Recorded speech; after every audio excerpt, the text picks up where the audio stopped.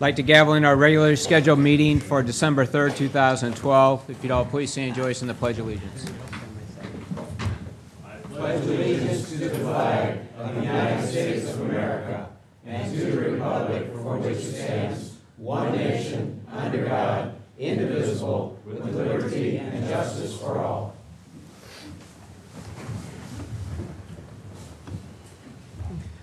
Roll call, please. Alderwoman Saunders. Here. Alderwoman Manister. Here. Alderman Leahy. Here. Alderman Toohey. Here. Alderman Kramer. Present. Alderman Robertson. Here. Alderman Nguyen. Here. Alderman Harper. Here. Thank you. Next item, approval of the agenda for the regular Board of Alderman meeting for December 3rd, 2012. Are there any changes? If I could have a motion to amend the agenda to move item G, Excise Commissioner, up to, if we could just make it under 4C, just moving it up on the agenda. So moved, Your Honor. Yeah, Second, Your Honor. All in favor, say aye. Aye. All opposed, motion carries. Thank you. Now, if I can motion to approve the agenda as amended. So moved, Your Honor. We have first and second to approve the agenda as amended. All in favor, say aye. Aye. All opposed, motion carries. Next item, consideration approval of the minutes from the regular Board of Alderman meeting from November 19th, 2012. Are there any changes?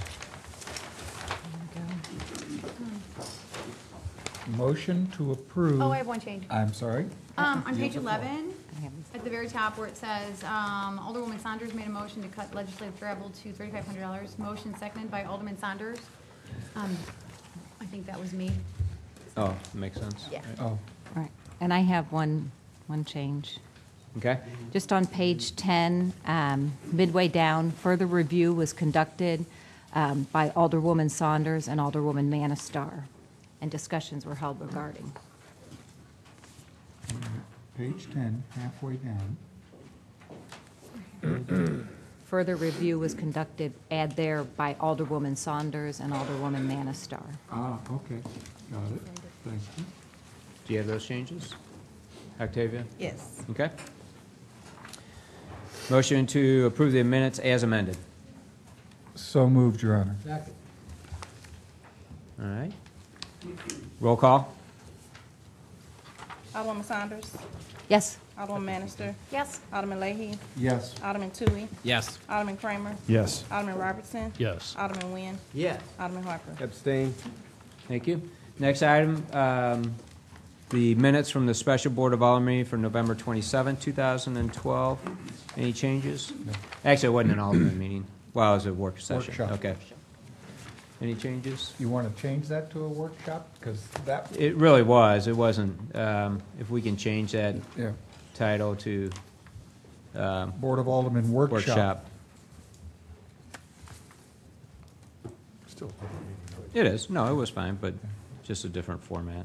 So, Motion to approve. I have a change. Alderman Yield Harper. to- It has me as present. I was absent. Thank you. Harper. Okay. Any other changes? Motion to approve the minutes as amended. Thank you. Roll call, please.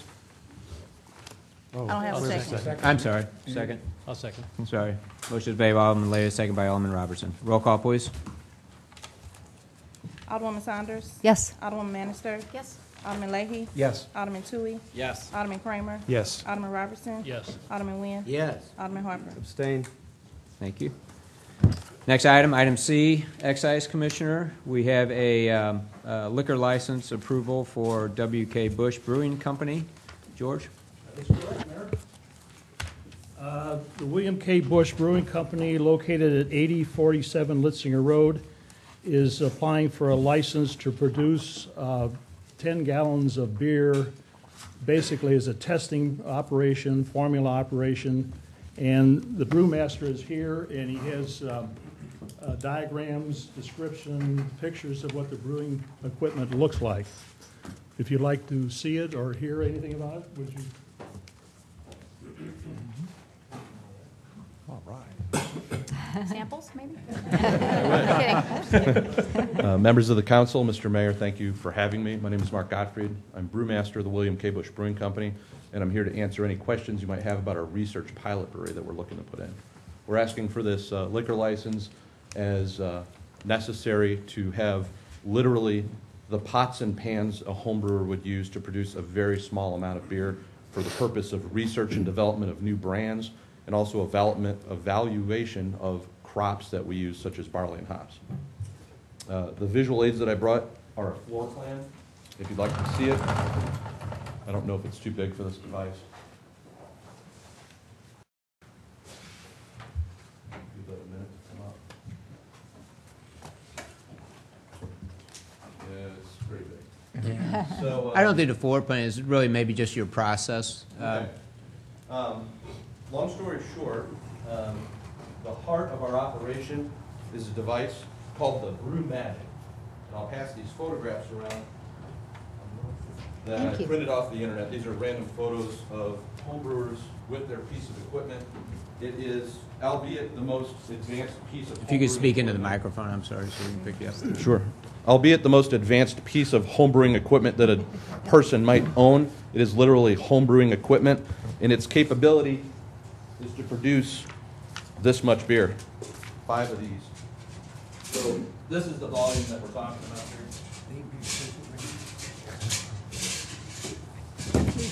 So the purpose of this is a visual aid. This is the amount of beer that this device will produce, and our goal is not even to produce beer every time. So I just want to dispel any worries anyone might have that we're putting a brewery in.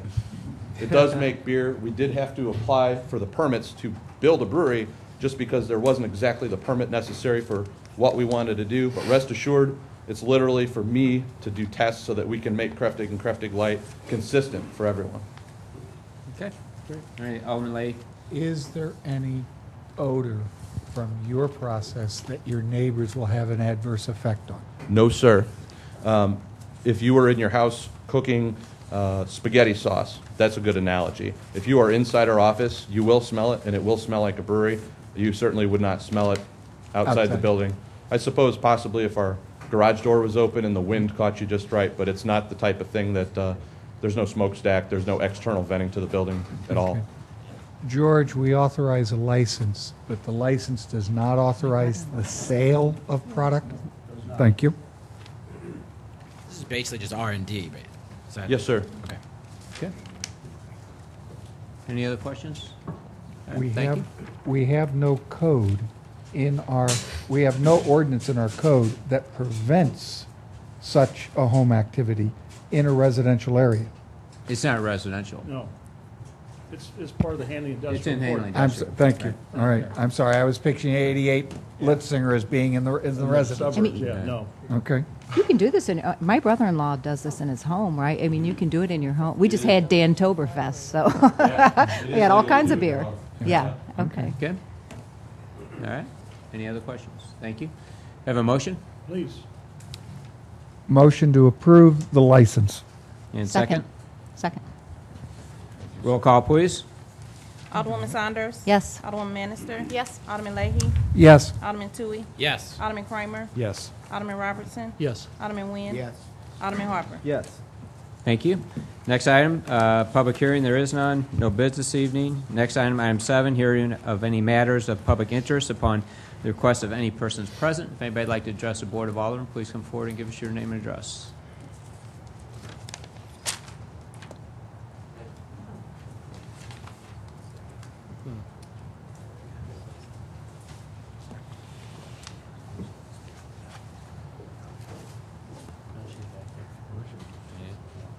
Hello. Hi. Hi. My husband and I reside at 8824 Bridgeport, and we have an interest in keeping... Could we get your name, please? I'm Rachel Carvalho, and my husband and I live at 8824 Bridgeport, and we have an interest in keeping some chickens, maybe 4 to 6 chickens in the backyard. And I understand there's you guys don't have an ordinance right now, I don't think. I would have to check, actually. No, But, there is an ordinance Okay. Or you do have an ordinance prohibiting. chickens. But we wanted to talk to you or present some material, which I don't have tonight, showing other municipalities that have adopted an ordinance that allows residents to have a limited amount of backyard chickens. Okay. So we just came here tonight just to bring it up. Again, I don't have any material with me, but I do know the city of Clayton, U-City, Maplewood, they've all adopted an ordinance that allows residents to have these chickens. So we'd like it if you could consider it. And I just wanted to see what steps we need to do for you guys to consider it. Okay. I would suggest when you have your information, if you just contact the city administrator, and then we would send it to the public safety. The public works committee. Okay. Okay, and they could help review it. and I'm going to over go it. grab my business card. And Okay. All right. Okay. All right. Thank you. Great, thank you.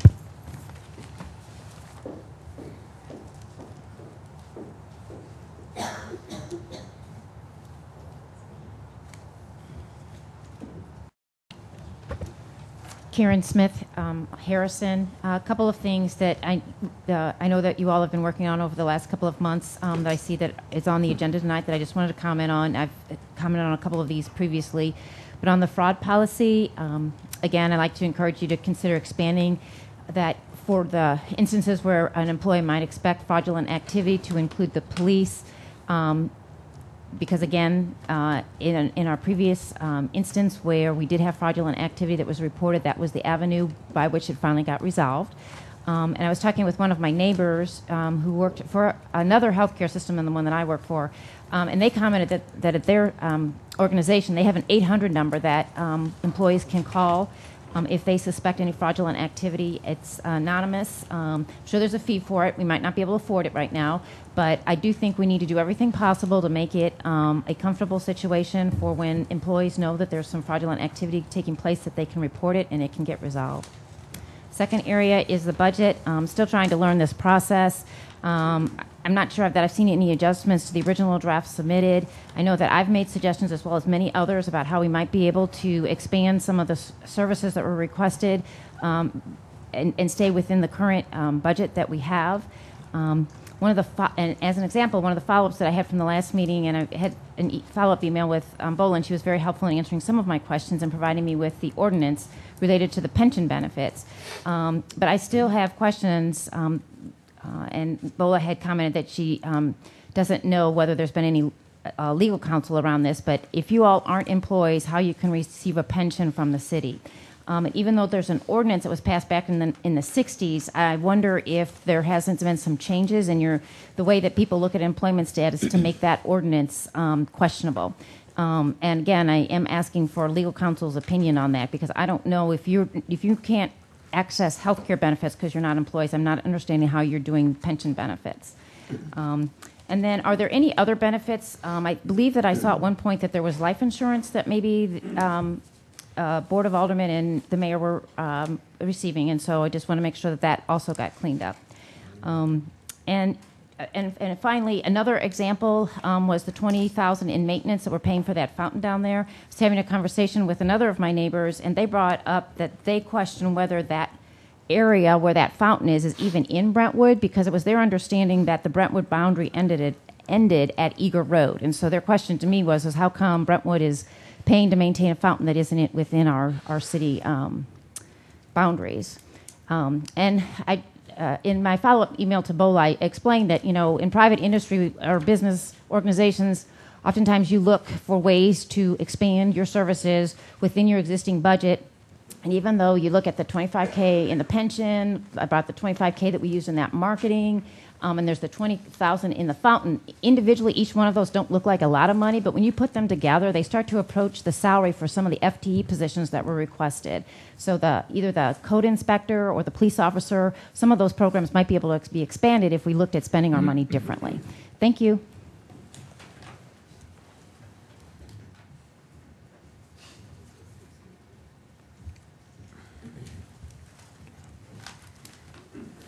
Matt Saunders, 2326 Park Ridge Avenue.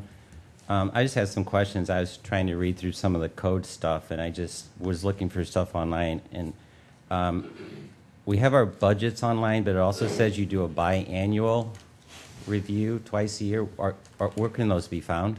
So that's my first question. And also, I'm pretty sure our code says that every month you release a financial statement, have to publish it. I'm curious to what, I thought the code read, I thought I read that in the code. I was just curious if we do that. And then also, when you're looking at the assets of the city, when you're putting the budget together, is there inventory anywhere? I got to believe a fire truck's worth a lot of money, and that gives us some assets. But I didn't see any of the inventory for the city anywhere. That's supposed to be published, but I didn't see that. I was curious to where that is. Also, I know you're all supposed to do conflict of interest statements. Is that online where we can see it? So if we know what you're voting on, we know if it's you guys should be voting on it. Is that anywhere in there? I didn't see your conflict of interest statements anywhere. And then the comprehensive plan, it says that you're going to review it every year on a minor basis, and then you're going to review it every 5 years very thoroughly. Given that that's not being done, what can we as citizens do to get you to do your job? Because that's not being done. So I was just curious about that, and those are my questions. Oh, one last one too. How does the RS Missouri Chapter 79 affect the city? Or is the state stuff there? Does that kind of oversee us? Thanks.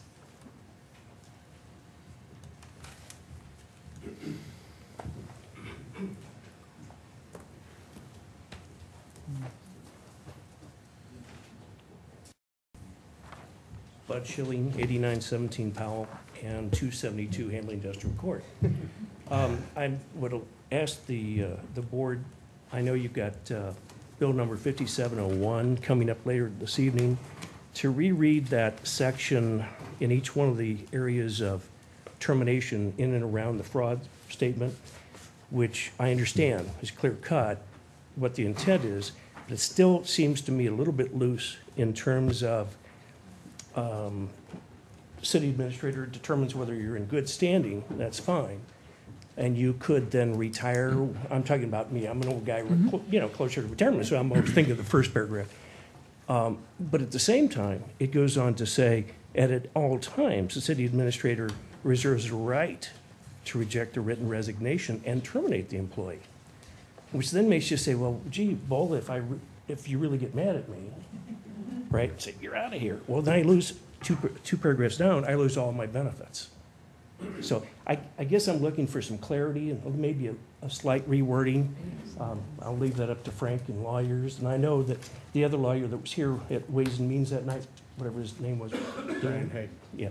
And I know we were grappling with that topic during Ways and Means. So it's still, too many of us are black and white people. I'm an IT guy, so it's a 1 or a 0, a yes or a no. It's not too gray.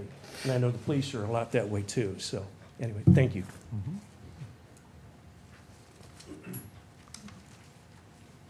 Okay, we'll close public comment.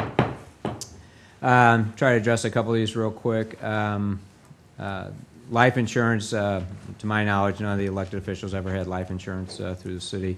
With respect to health insurance, I think the board opted to not have the health insurance. That isn't to say that elected officials can't have health insurance. The retirement plan's been in effect for a very long time for the city elected officials. With respect to the fountain, there is part of that property that is in Richmond Heights, about a third of it, I believe, if you look at the property lines.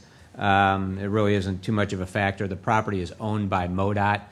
The agreement that we entered into when we started this process back in probably 2004, maybe even earlier than that, when they started actually the Highway 40 project is when we actually started, when MoDOT approached us about doing something there as an enhancement to the area. Eventually we got to the point of having that designed and coming up with a funding source.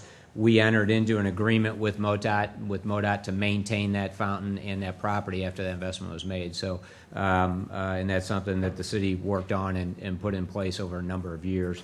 And I don't think, people were surprised by it. I think a lot of people think that it's a good amenity to the community. I think address a couple of the budget issues. We release statements every month to the elected officials. I think we're required once a year to post, twice a year to post it in the local newspapers. We do that in the Pulse, which is pretty much just the balance sheet of the city at that point. The comprehensive plan, although the recommendation, the comprehensive plan was adopted by the Board of Aldermen through a resolution back in 2006, and then was adopted by the P&Z, or ratified by P&Z through a resolution in 2008. The recommendation in the comprehensive plan is that it be redone every 5 years. And those are kind of guidelines you want to try to abide by. But I think that a couple things that have happened in my opinion, with respect to the comprehensive plan is since it was adopted in 2006, we haven't had any major redevelopments or changes within the city.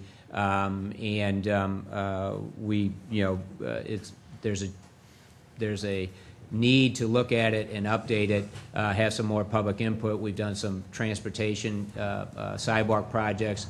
There may be other things that residents are looking for from an amenity standpoint. It's not an ordinance or a law that says we have to update it every 5 years. That's the recommendation in the plan. It wasn't adopted by ordinance. It was adopted by resolution by both the Board of Aldermen and actually by state statute. It's really the responsibility of P&Z to adopt it, not the Board of Aldermen. And that's why we actually did that over in 2008 and had P&Z adopt it with the resolution. With respect to state statutes supersede local ordinances. We have to create our laws and stay in line with what the state statutes say. They govern what a fourth-class city or third-class city or charter city can do. I think that kind of addresses it. Well, a conflict of interest, I think that's something that we'll talk about when we get to the ordinance. Right? Oh, conflict of interest. Yeah, if a elected official has a company that does work for the city or receives any additional compensation besides what they get for his elected official, they fill out a conflict of interest form on an annual basis, and the Ethics Commission that's who they're filed with. So I don't know if they publish those online or not. So and the inventory. This one. Inventory. I think what was We the last have that, but I'm not aware that there's a requirement that mandates that we publish it. Right. I'm going to comment on that one. As far as our financial statements, I don't think, we can check with Gina, I don't think we're required to put inventory. Reason being, fixed assets, we expense them as we purchase them, so you wouldn't have an offsetting accumulating depreciation account to basically show an asset and then a corresponding liability, bringing it down to zero. Now, Maureen, does that sound... It's just well, not a I mean, problem the I see with inventory is account. in the code that it has to be done annually. Okay. Part of an inventory is, one, physically to assure that what you purchased is there. I think we could do an inventory list. I'm just saying on our financial statements. Right. Oh, yeah. No. I don't think we would present on our financial statements. And I think that's a government accounting rule. We don't list our assets like a regular business would, because we don't depreciate We do. those. Gina's saying at the back of the room, come on out, Gina. Oh, well, Gina, Yeah. you can I don't come see her here, so we're over there. And Gina, if you would speak to what the code currently requires and when we've last done that. I called Tammy Alsop today to talk to her about that. Sure. Thank you. It's kind of government accounting. GASB 34 kind of plays into this. I think you've probably all heard of that statement from the Governmental Accounting Standard Board. But when you do fund statements, in governmental funds, you do expense the capital costs. It's capital outlay. But when you roll everything up to the government-wide level, you bring all of those assets and your debt on the books. And so we do have capital assets that are depreciated at the government-wide level. So we do have an asset list.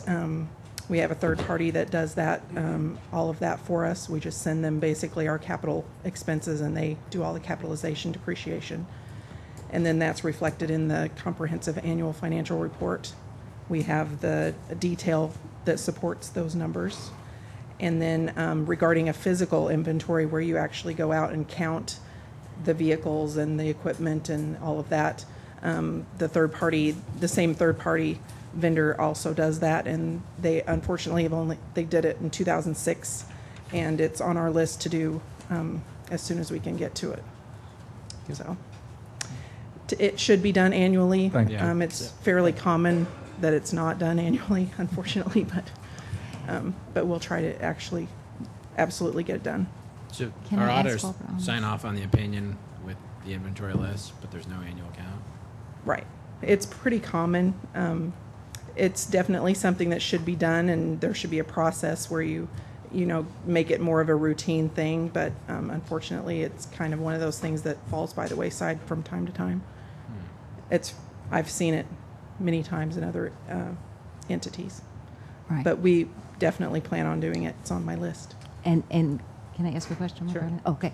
And I was going to ask, do we have that in the budget for next year to have a third party do the inventory? It's actually pretty minimal cost. They gave me a proposal when I discovered that it hadn't been done. They gave me a proposal of about $1,000 to $1,500.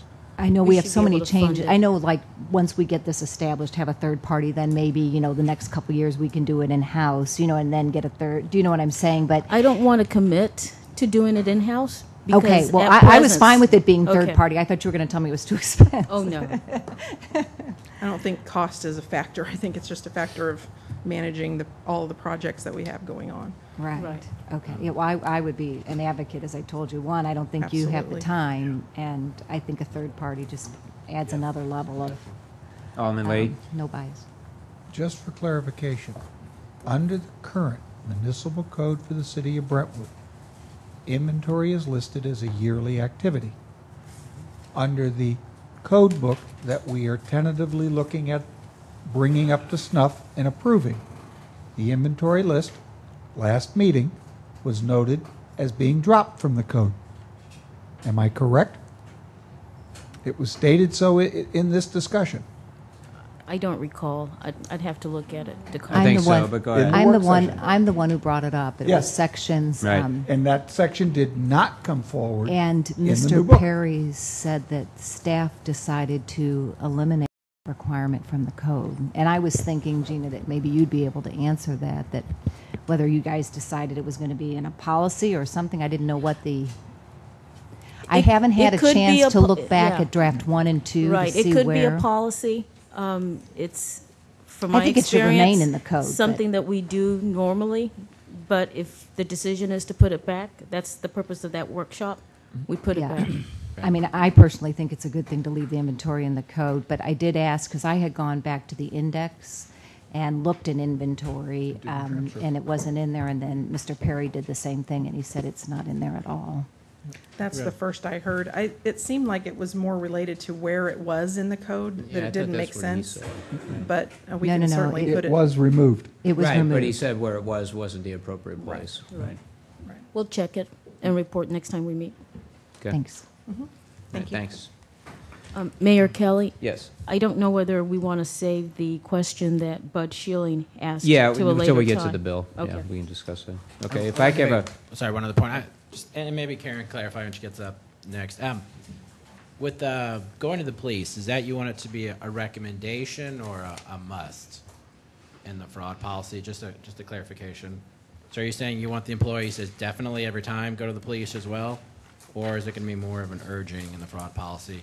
I'm just trying to clarify that. So, okay, we can discuss that.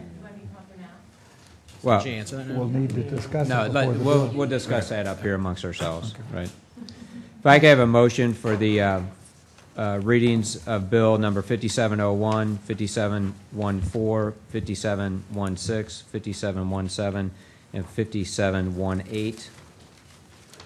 So moved, Your Honor. And second? Are we just doing the, because 5714, we already had the Yeah, I first just said reading. readings instead Oh. of first and second. Oh, Just to make it easier. I'm just trying. So. Get them all in that way. So, we had a first and second. All in favor of readings of the bills listed, say aye. Aye. All opposed, motion carries. Okay. First bill is 5701, ordinance synopsis, please. Your Honor, Bill 5701 is one for an ordinance authorizing the amendment of our City of Brentwood Current Employee Handbook, the existing handbook, providing a fraud policy and policies regarding payout of accrued vacation and sick leave. Okay.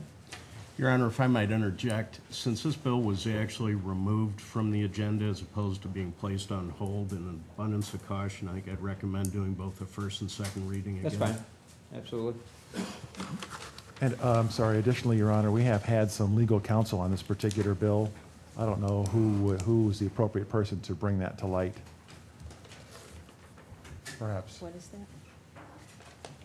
Okay. We have had some counsel on this particular bill from Attorney Hay, for example. Correct. And maybe perhaps from you as well. I didn't know if there's an appropriate time to review that. Actually, this was prepared by Brian Hay. Okay, I think it's been changed since we reviewed it that's right. in closed session. However, the synopsis does not adequately describe what's transpired. Oh, Okay. Well, let's have the first reading of bill number 5701. 5701. Thank you. First reading Bill number 5701 by title only, an ordinance authorizing the amendment of the City of Brentwood's current employee handbook providing a fraud policy and policies regarding payout of accrued vacation and sick leave. Okay.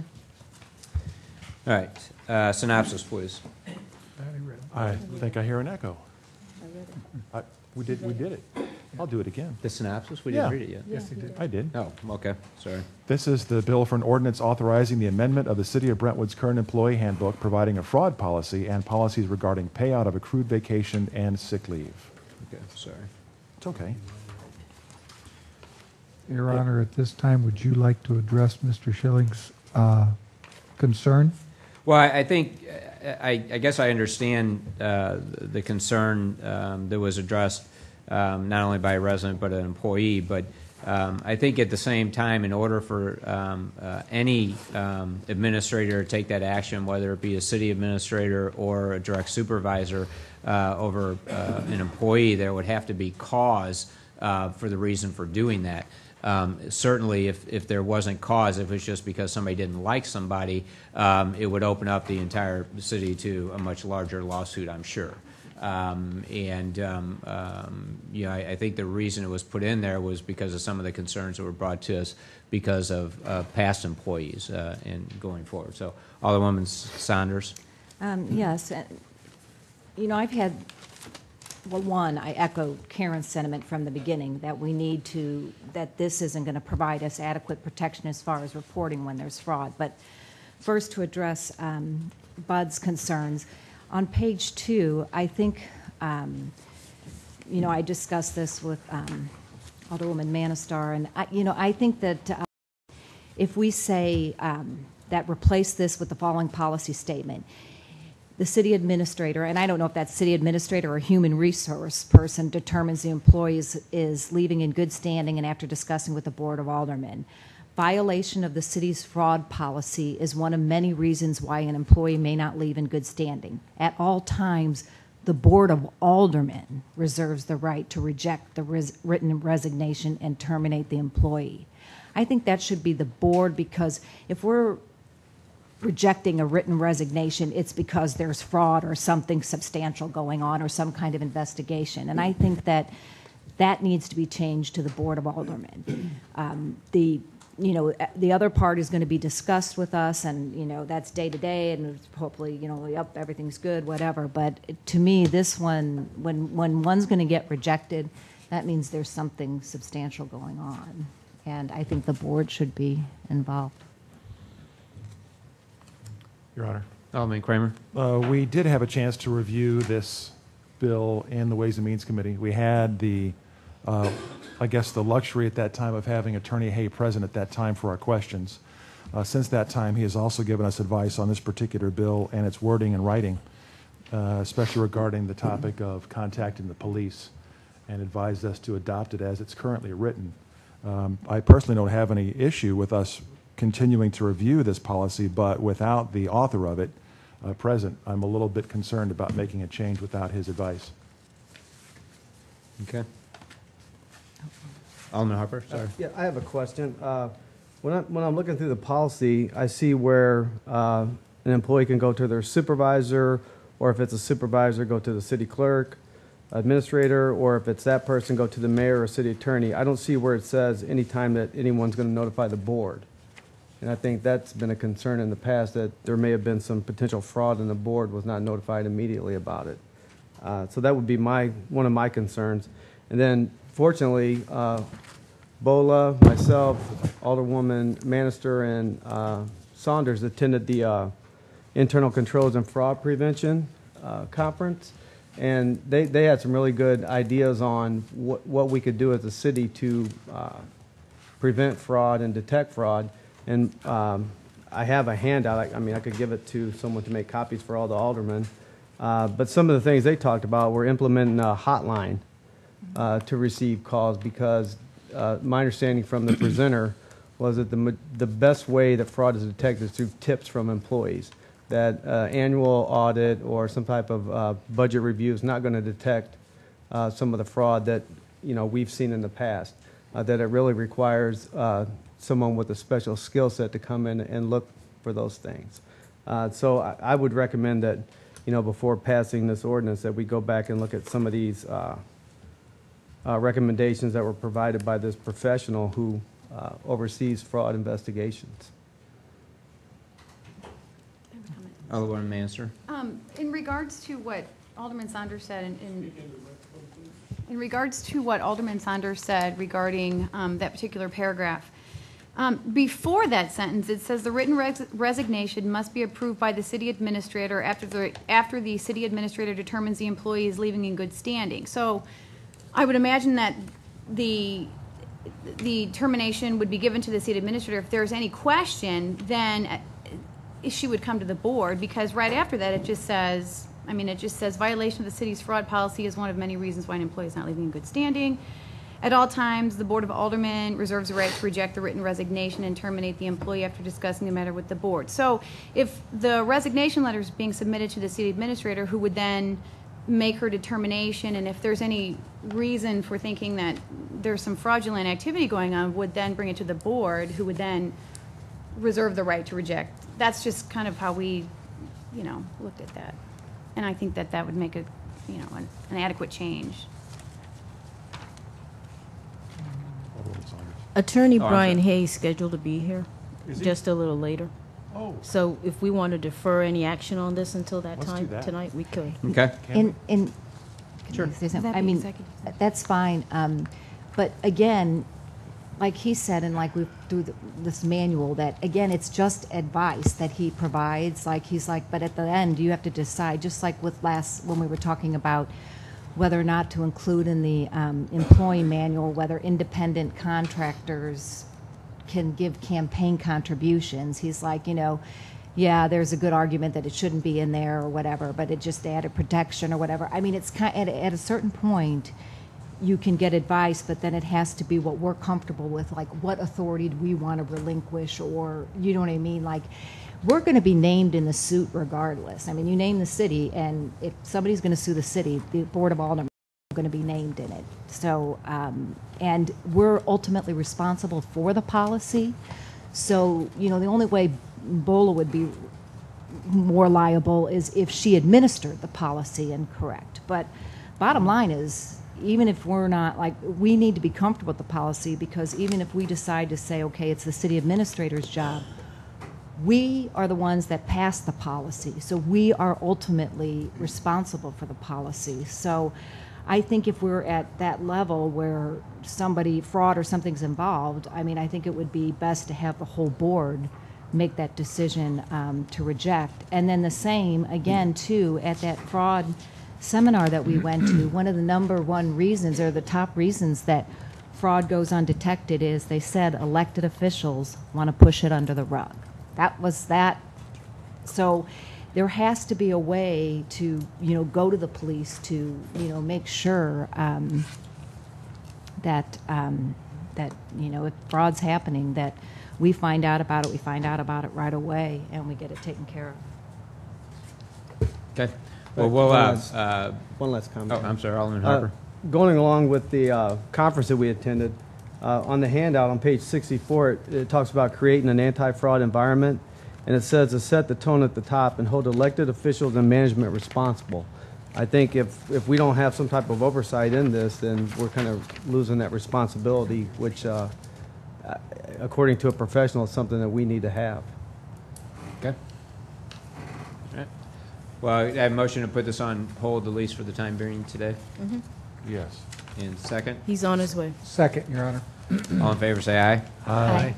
Okay. Next item, item 50, or next bill, first reading of bill number 57, or I'm sorry. Second reading. Second reading of bill number 5714. Second reading, Bill Number 5714 by title only, an ordinance adopting the annual budget for the City of Brentwood for the calendar year 2013 and providing for the effective date of this ordinance. Okay, thank you. Synopsis, please. Your Honor, Bill 5714 adopts the annual budget for the City of Brentwood's fiscal year, which runs from January 1 through December 31. Total revenue budget for all funds, $17,479,495. Total expenditures for the budget, $16,999,991. Okay, thank you. I think the adjustments were made that Correct. were from last week, or from 2 weeks ago. Is there any other discussion with respect to the budget? Do we have to, I'm sorry, Your Honor, do we have to make a motion as amended since we made the amendments? So Yes. 5714 includes the amendments? Yes. Okay. So if we adopt 5714, do we have to say as amended? It'd be safe, that'd be fine. Yes, it Yeah. would be. Okay. Frank. Yes. Because the first reading, it was different. Motion to approve Bill 5714 as amended. Second. Okay, thank you. Alderwoman Saunders? Well, we had some additional material. I guess Julie was going to come with planning and with what other boards and commissions do at other cities as far as a survey. And then we were going to get the raises for the last 5 years. And there was a couple other things in here. Bola, do you have the list of things that we're going to be reported on? In response to the email, Alderman Saunders, that you sent me this morning or this afternoon requesting 5 years' worth of documents for merit increase in COLA, we do not have that available tonight. It will require that we put a report together and look back for that history, so we don't have that tonight. The other item that was requested at the last meeting was a survey of other municipalities to determine whether they play their Planning and Zoning Commission and Board of Adjustments, and that survey was included in your packet this past weekend, and it shows that very few communities pay those two appointed members for their time. However, the city does have in our municipal code that we will pay members of the P&Z $100 per meeting and Board of Adjustment $50. The state does allow municipalities who choose to pay up to $200 per meeting. I think it's actually $250. Okay. Yeah.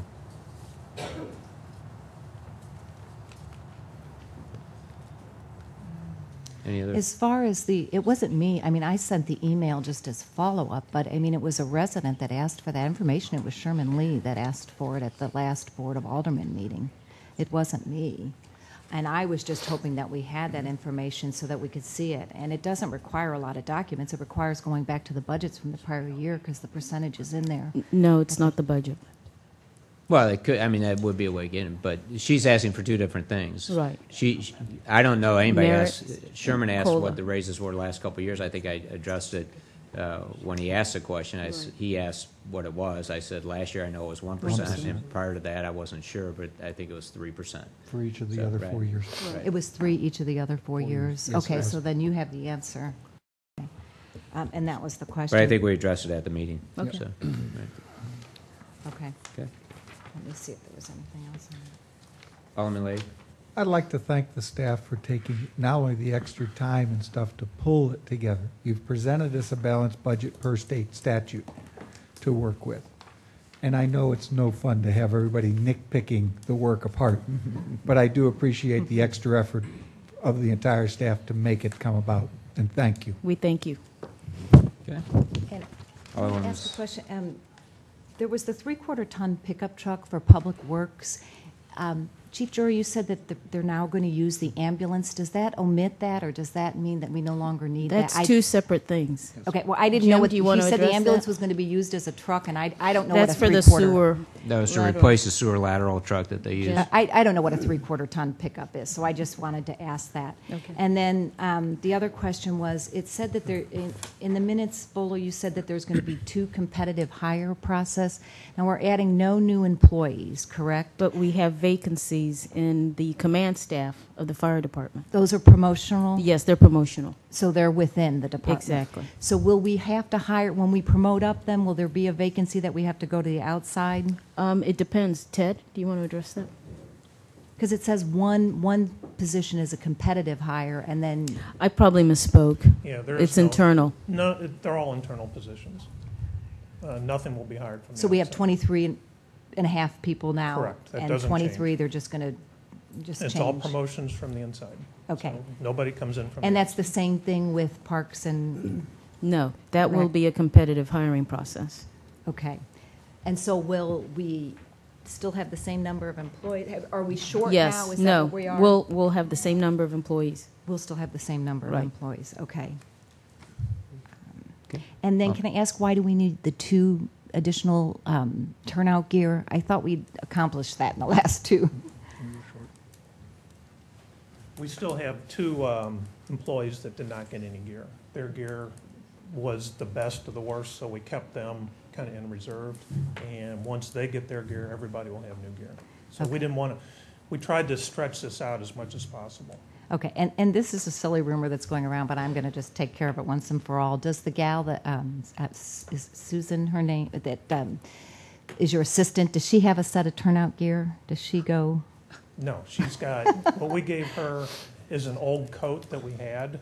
Okay. Because she does go take photographs quite a bit. So And we is it gave- okay for her to be on a site, for a civilian to be on a Absolutely. site? And we Okay. gave her a coat so that she has something to wear in the weather. So, Which is fine. I just, you hear these things, so I just assume no, we would never go out and buy a set of gear. get an answer.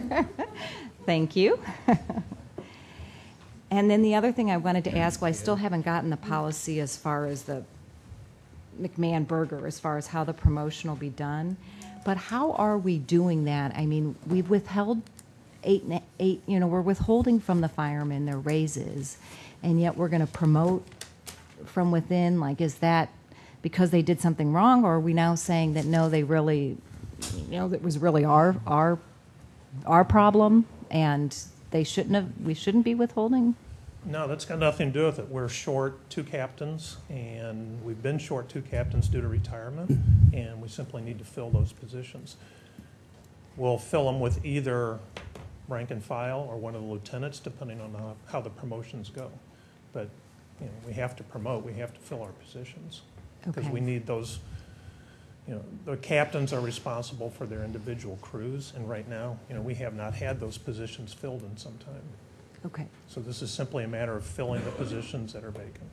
Okay. I mean, I wasn't here when all of that happened, so I didn't know whether it seems like they've been punished or something. Is it appropriate to promote somebody that's been corrected, or?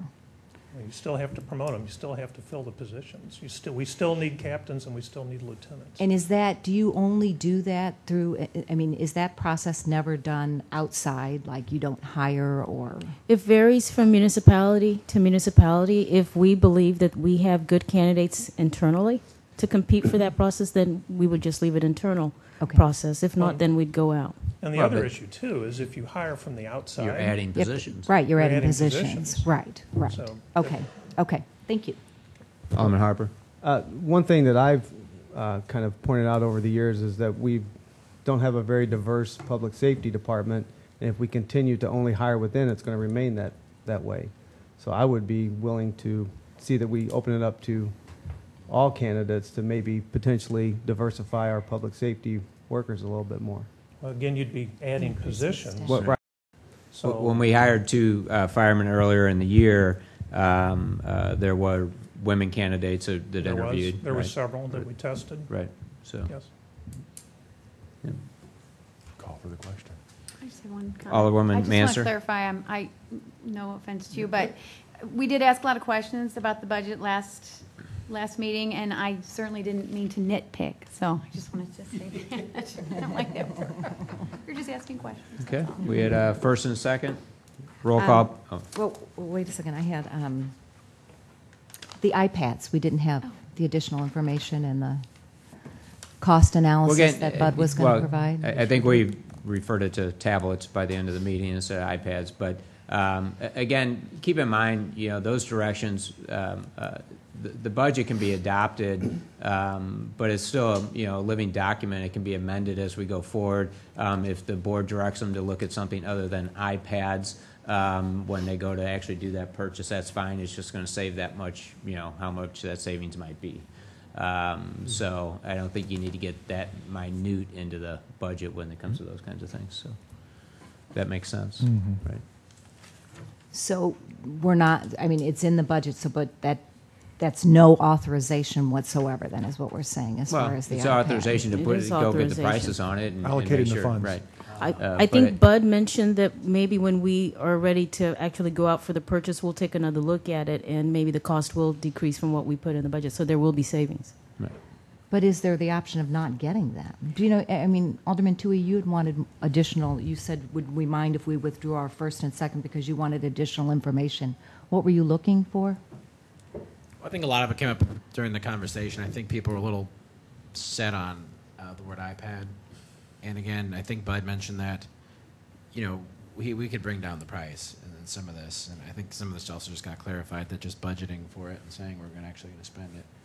Again, once a budget is approved, if the Ways and Means Committee wants to have Bud bring that back to them for their evaluation, I guess they can make a motion to do that at the Ways and Means Committee. But I think once a budget's approved, he's going to start looking at seeing what he thinks is the best option for us. I don't know what it would be. I'm not an IT person, but and I think he indicated at the last meeting that there could be some savings by going with a generic tablet. Thank you. See, because everybody just refers to iPads as that type of device, right? Well, like I said, I was hoping to have more cost analysis, and at the last meeting we had said that, we kind of felt like the residents feel like that's more of a luxury item at this time, and I was hoping there was going to be some evidence as to show that it's more cost effective than the paper that we're receiving. So, I guess I'll make the motion that we remove the iPads from the budget. We already have a motion on the floor. We already have a motion on the floor. Your Honor, I think I would just, it is something that affects the way the board does business, so I think there is further discussion. I'm not opposed to them, although, as I mentioned, I won't need one, but and I think Lee doesn't either. But I'm not opposed to the idea necessarily, but I think we should discuss it before we change our practices and spend the money, certainly. Right. I probably wouldn't want one either, to be honest with you. So, right. But again, I think that's something that can be discussed at Ways and Means. Doesn't mean that we have to delay passing the budget in order to get to that point.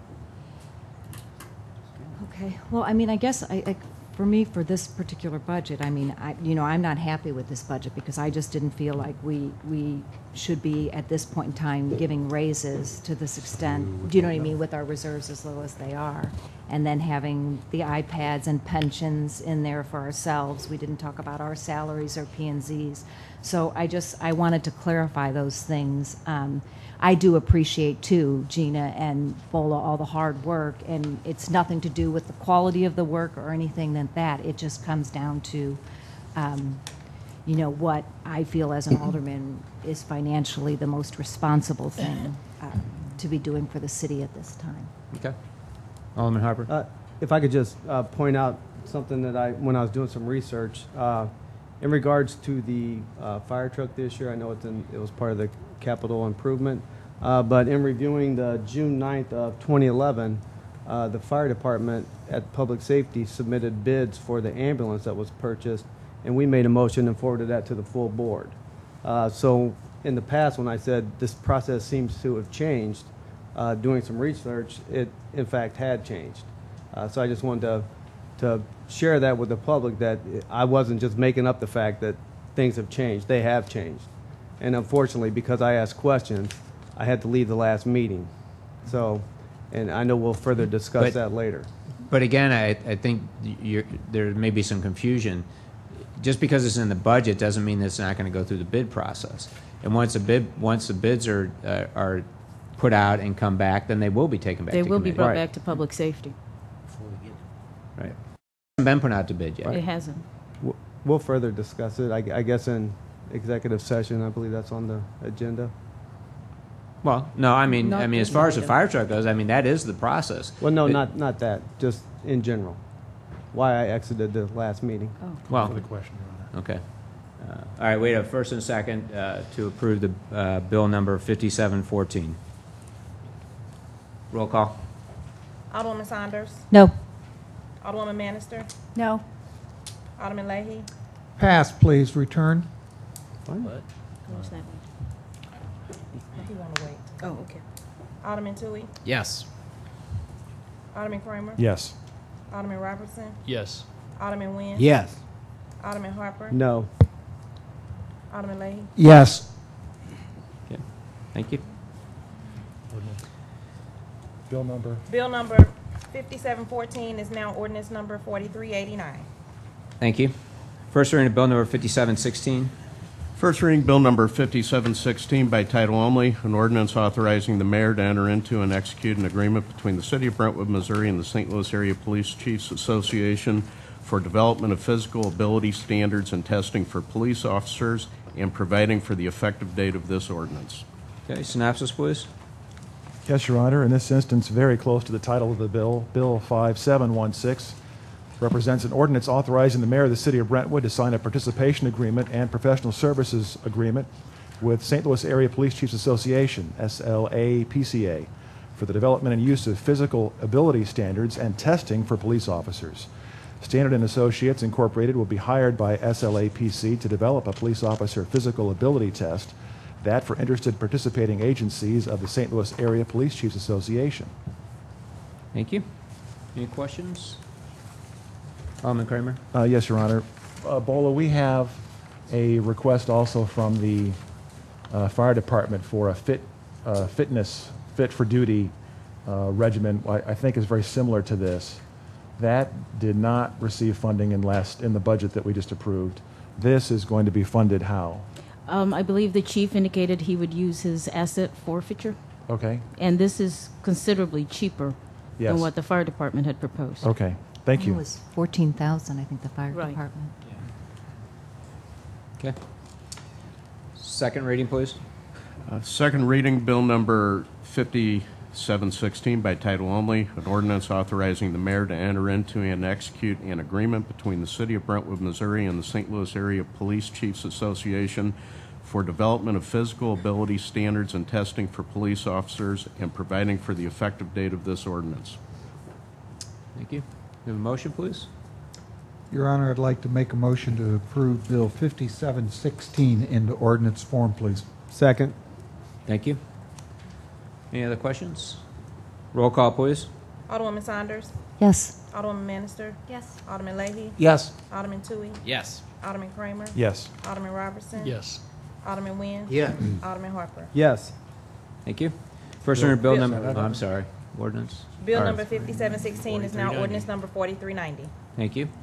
First reading of bill number 5717. First reading Bill Number 5717 by title only, an ordinance granting approval of a site development plan for property numbered 155 Hanley Industrial Court, which permits under the provisions of Chapter 25 of the Brentwood City Code the development of that site, providing the conditions of such development, providing for the enforcement of this ordinance, and establishing the effective date of this ordinance. Thank you. Synopsis, please. Yes, Your Honor. This will be one of the more fun of our synopses this evening. Bill 5717 is for an ordinance authorizing approval of the site development plan for the Little Fishes Swimming School, 155 Hanley Industrial Court, a Brentwood business located inside the Breckenridge Industrial Area. The owners applied for approval of a site development plan related to change of use. Planning and Zoning recommended approval of the Little Fishes Swimming School, 155 Hanley Industrial Court, site plan at its meeting on Wednesday, November 14. Thank you. Any questions? Second reading, please. Second reading Bill Number 5717 by title only, an ordinance granting approval of a site development plan for property numbered 155 Hanley Industrial Court, which permits under the provisions of Chapter 25 of the Brentwood City Code the development of that site, providing the conditions of such development, providing for the enforcement of this ordinance, and establishing the effective date of this ordinance. Okay, thank you. Any questions? Motion, please. Motion to approve as submitted, Your Honor, Bill 5717. And second? Motion was made by Alderman Kramer, second by Alderman Nguyen. Roll call, please. Alderwoman Saunders. Yes. Alderwoman Bannister. Yes. Alderman Leahy. Yes. Alderman Tui. Yes. Alderman Kramer. Yes. Alderman Robertson. Yes. Alderman Nguyen. Yes. Alderman Harper. Bill number 5717 is now ordinance number 4391. Thank you.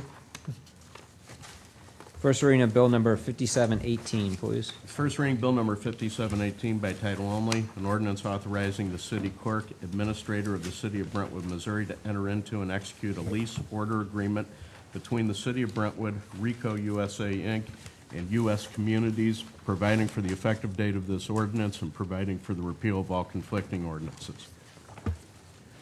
Your Honor, if I may. Alderman Leahy. Mrs. Akande, if I can ask, you and I spoke about this lease agreement. Did we get a chance to determine whether or not this does or does not cover the drum? Gina, does it cover the drum? It does. Thank you. Okay. Your Honor. Alderman Kramer, yes, synopsis, please. Just in case anybody was wondering, this is for a lease agreement for some copying use. It's an ordinance authorizing the mayor of our city to sign an agreement with RICO for a citywide copier lease. The city will sell seek to sell approximately 7 old copiers at auction to displace this expense. Thank you.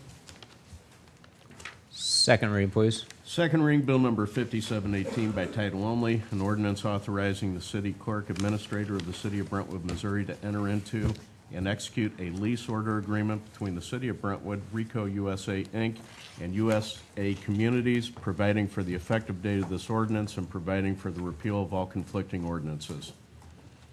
Okay, any other questions? For the public's edification, can I ask, can the city administrator explain how we came down to this company and that we did have others that participated in the discussion? I'm going to turn it over to Gina. Thank you. It's a copier. What do you talk about?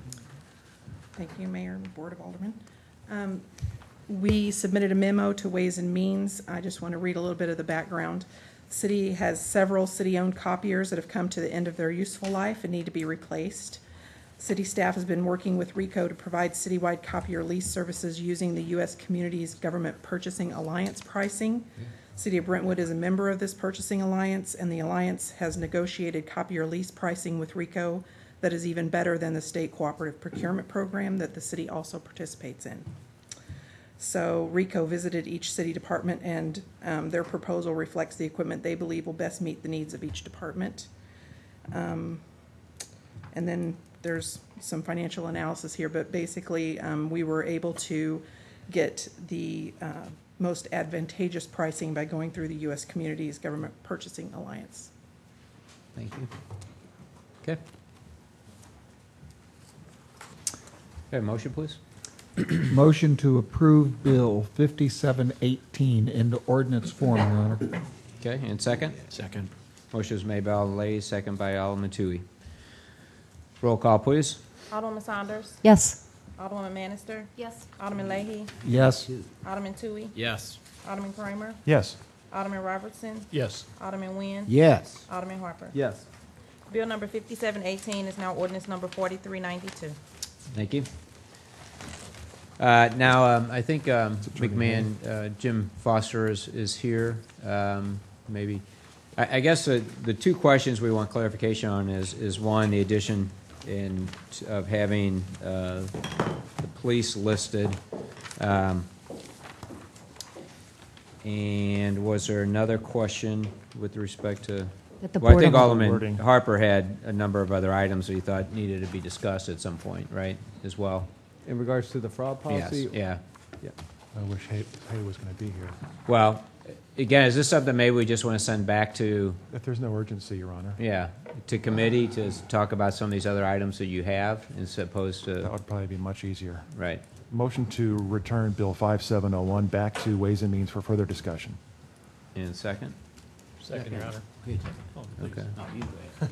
Okay, thanks. Is that all right, Alderman Harper? Well, I guess my question is, this is to amend the current handbook, but we're in the Yes. process This one of- is, 2004 But we're in the handbook. process of working on the new one, so if we send it back to committee, should we just wait until the new handbook? Well, that was suggested when we started talking about this a while back, yes. One of your but- co-aldermen wanted this to come more quickly. Right, yeah. Well, I thought it would just be a fraud policy. I didn't know then we'd have to do vacation and sick and everything else. We wanted it just within the fraud to say if you commit fraud or you're not going to get your benefits. Yeah, but when you get to the attorney standpoint, it's not that easy. So I think we have a motion and first and second to send it back to Ways and Means for further discussion, if that's all right.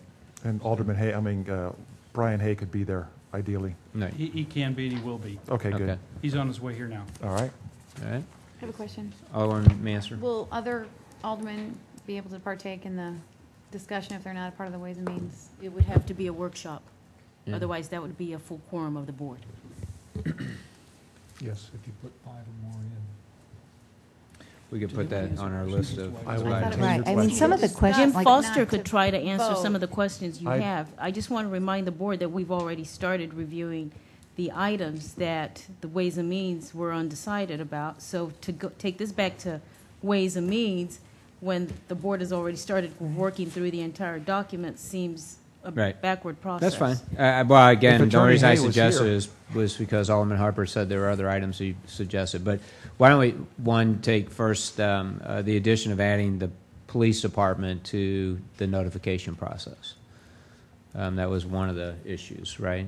I remember Brian Hay indicating in a memo that it was in my weekly report that it is not a criminal matter. So by notifying the police department, we have in essence made it a criminal matter. It's not always a criminal matter, Right, is it's right. not always, So- and if it Correct. is. If I can jump in, you do have some actions. hello, Jump Brian. I'm filling in for him. He channels through me, I channel through him. Brian, come on in. You do have situations where an employee may engage in certain types of behaviors which aren't criminal in nature, but which are tantamount to civil fraud. And to that extent, the moment you make it criminal, it immediately attaches to that employee certain other protections that prevent you from further investigation or further ascertaining what actually occurred. You want to be able to ask the employee to tell you his or her side of the story without having them say, I have certain federal rights, and engaging those federal rights, which then prevents you from further investigation, then your hands are tied and you can't do anything about it. It really does give you greater flexibility this way and provides the city with greater protection immediately upon ascertaining something is wrong. That's what you want. You want prompt remedial action being taken by those parties that you make responsible for the daily administration of the city, as opposed to waiting till you get it and then you have to make a decision, which is what you do not want to do. Your Honor, I'll withdraw my first if now that we have both attorneys present we can do the Q&A right now. You have to withdraw the second first. Well, the second, Keith or Alderman Robertson, do you? Sure. Okay, so Alderman Saunders. Okay, first of all, the question when we first entertained this policy that needed to be answered in closed session, and I'm not going to give the answer, although I don't understand why it can't be, but the question was, if we did notify the police, did that violate the whistleblower protection? Something that Alderman Leahy had asked.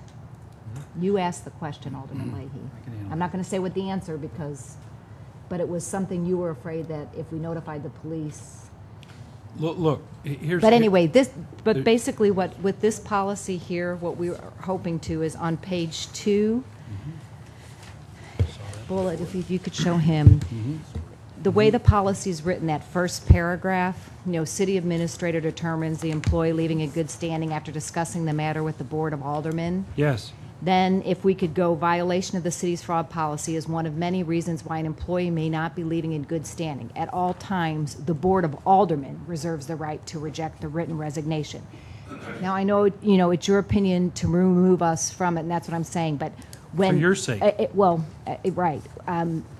But when it's at this level, it means that fraud or something's going on, that we are even contemplating rejecting their resignation. So that means something's going on, so that we would have the entire board to decide. And I know, like you were saying, to keep us out of it, it's better for our protection, but we're responsible. We vote on the policy. And if someone's going to sue the city, we're named regardless.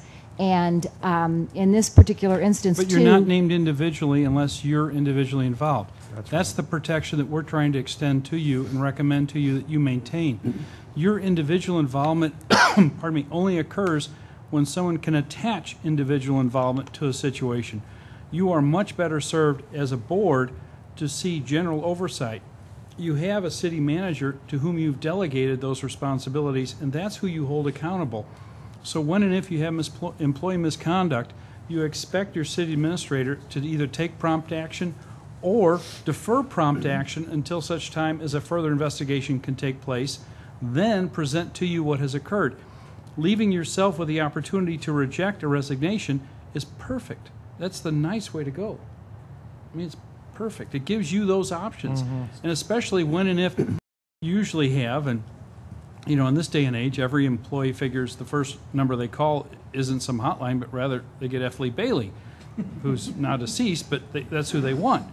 To the extent that that's the first call they make is to lawyer Bob or whoever it is, or cousin Vinny or whoever they find, they really do want to have that lawyer involved. He just said that. He just said it should be the board. Yeah. No, And that's- no, he did not. You've read it using the term as board, replacing the city administrator. What is written in that sentence is it the attorney's best advice. Correct. Leave it Correct. that way.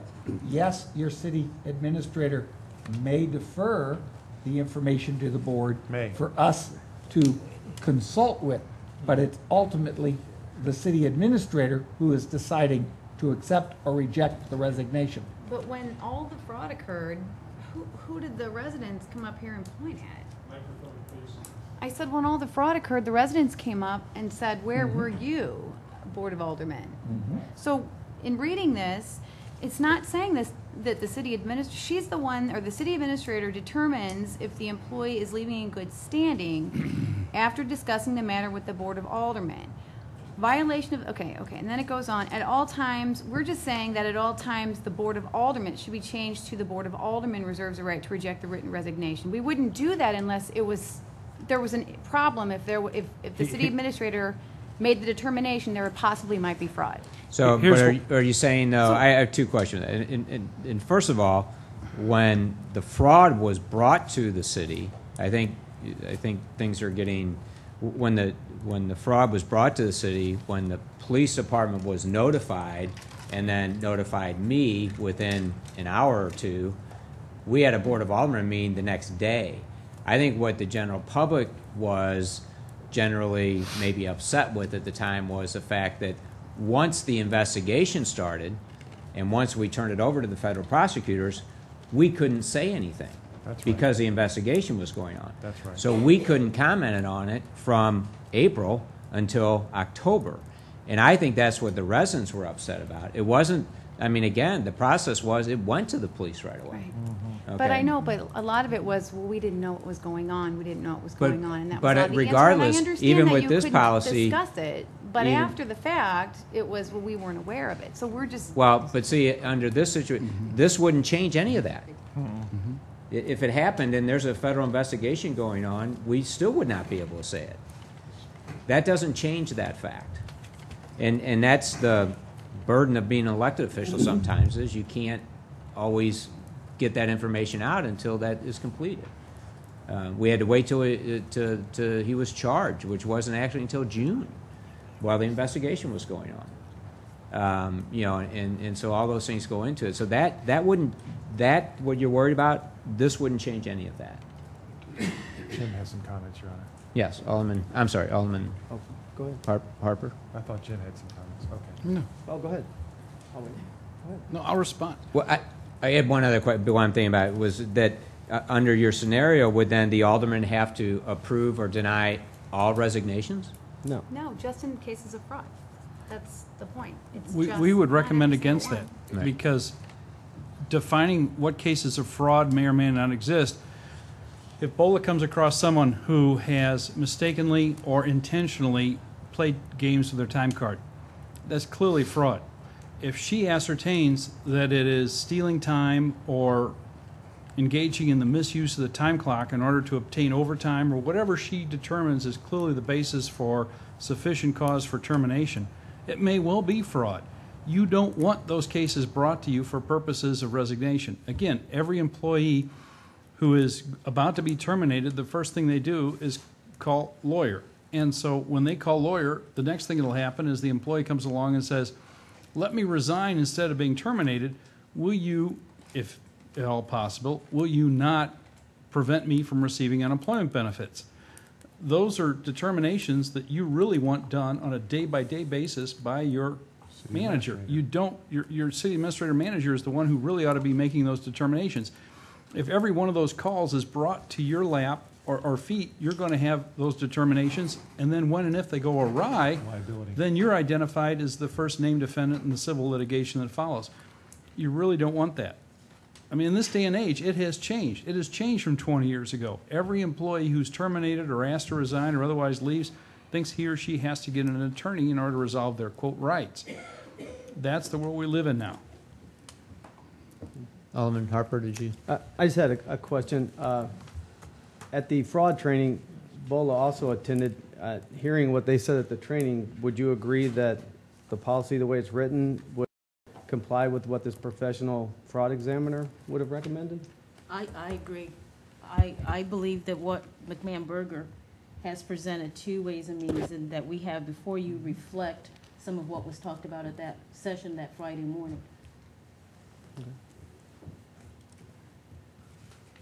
Okay. Okay, well, for me then, at least the notification here of the employee to his or her respective supervisor, I mean, can we make sure that in all cases the Board of Aldermen's at least notified so that we know what's going on? Do you know what I mean? At each level, that we're immediately notified?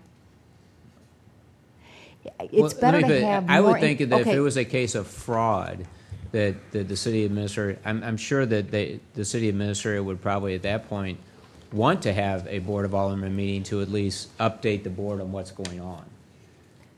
Right, but what happened is, Mayor, when Chris notified you of the $1,000 in June of 2010 on the cash credit card, Right. Had you notified the board, I think more people would have said, that's very odd, we should investigate that. Right.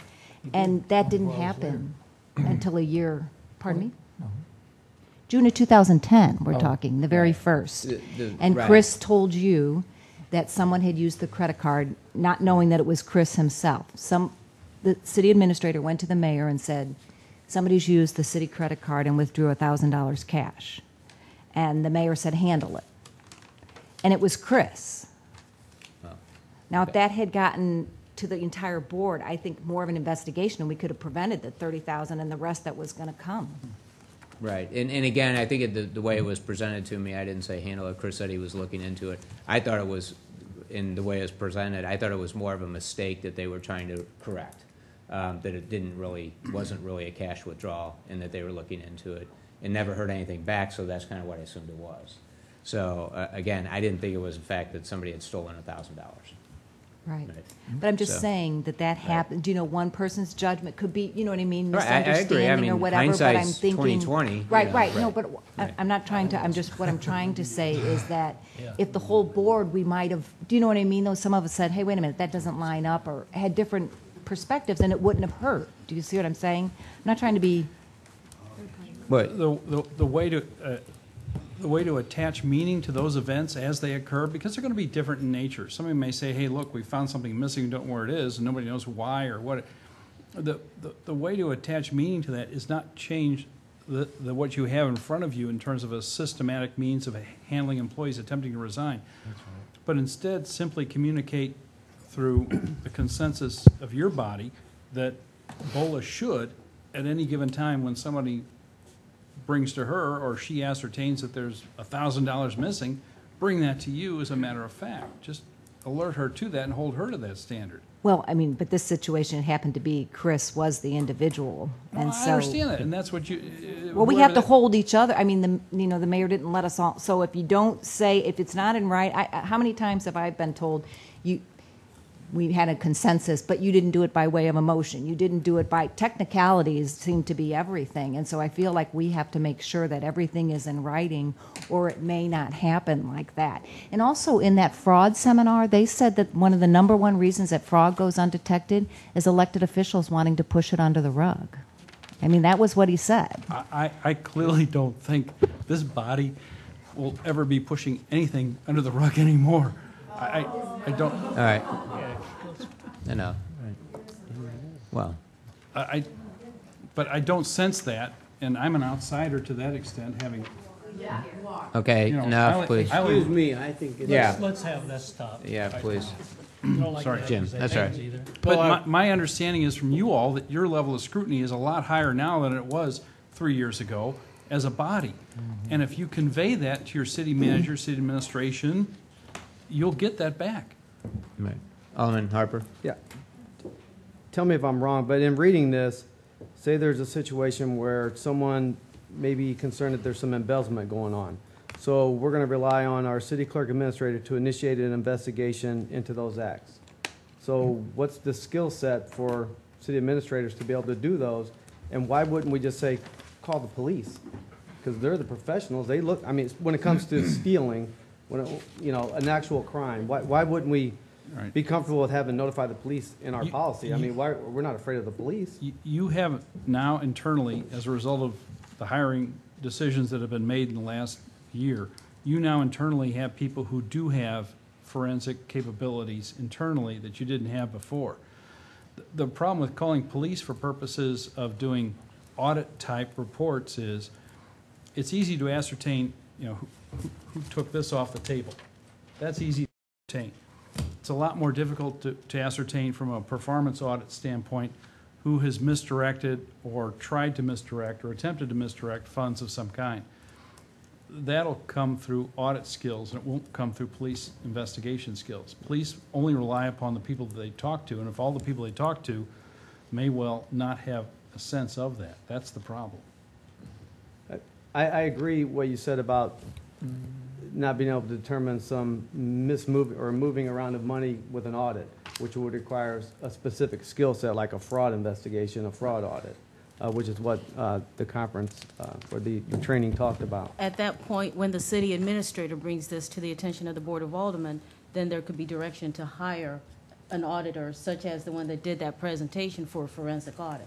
So during that whole period, then we've got someone who may be a criminal just doing whatever while we're determining on our own whether or not a crime was committed before we even contact the law enforcement. Usually, the process that entails would be to keep it secret enough so that that individual doesn't know that they're being investigated. That's the whole point of this.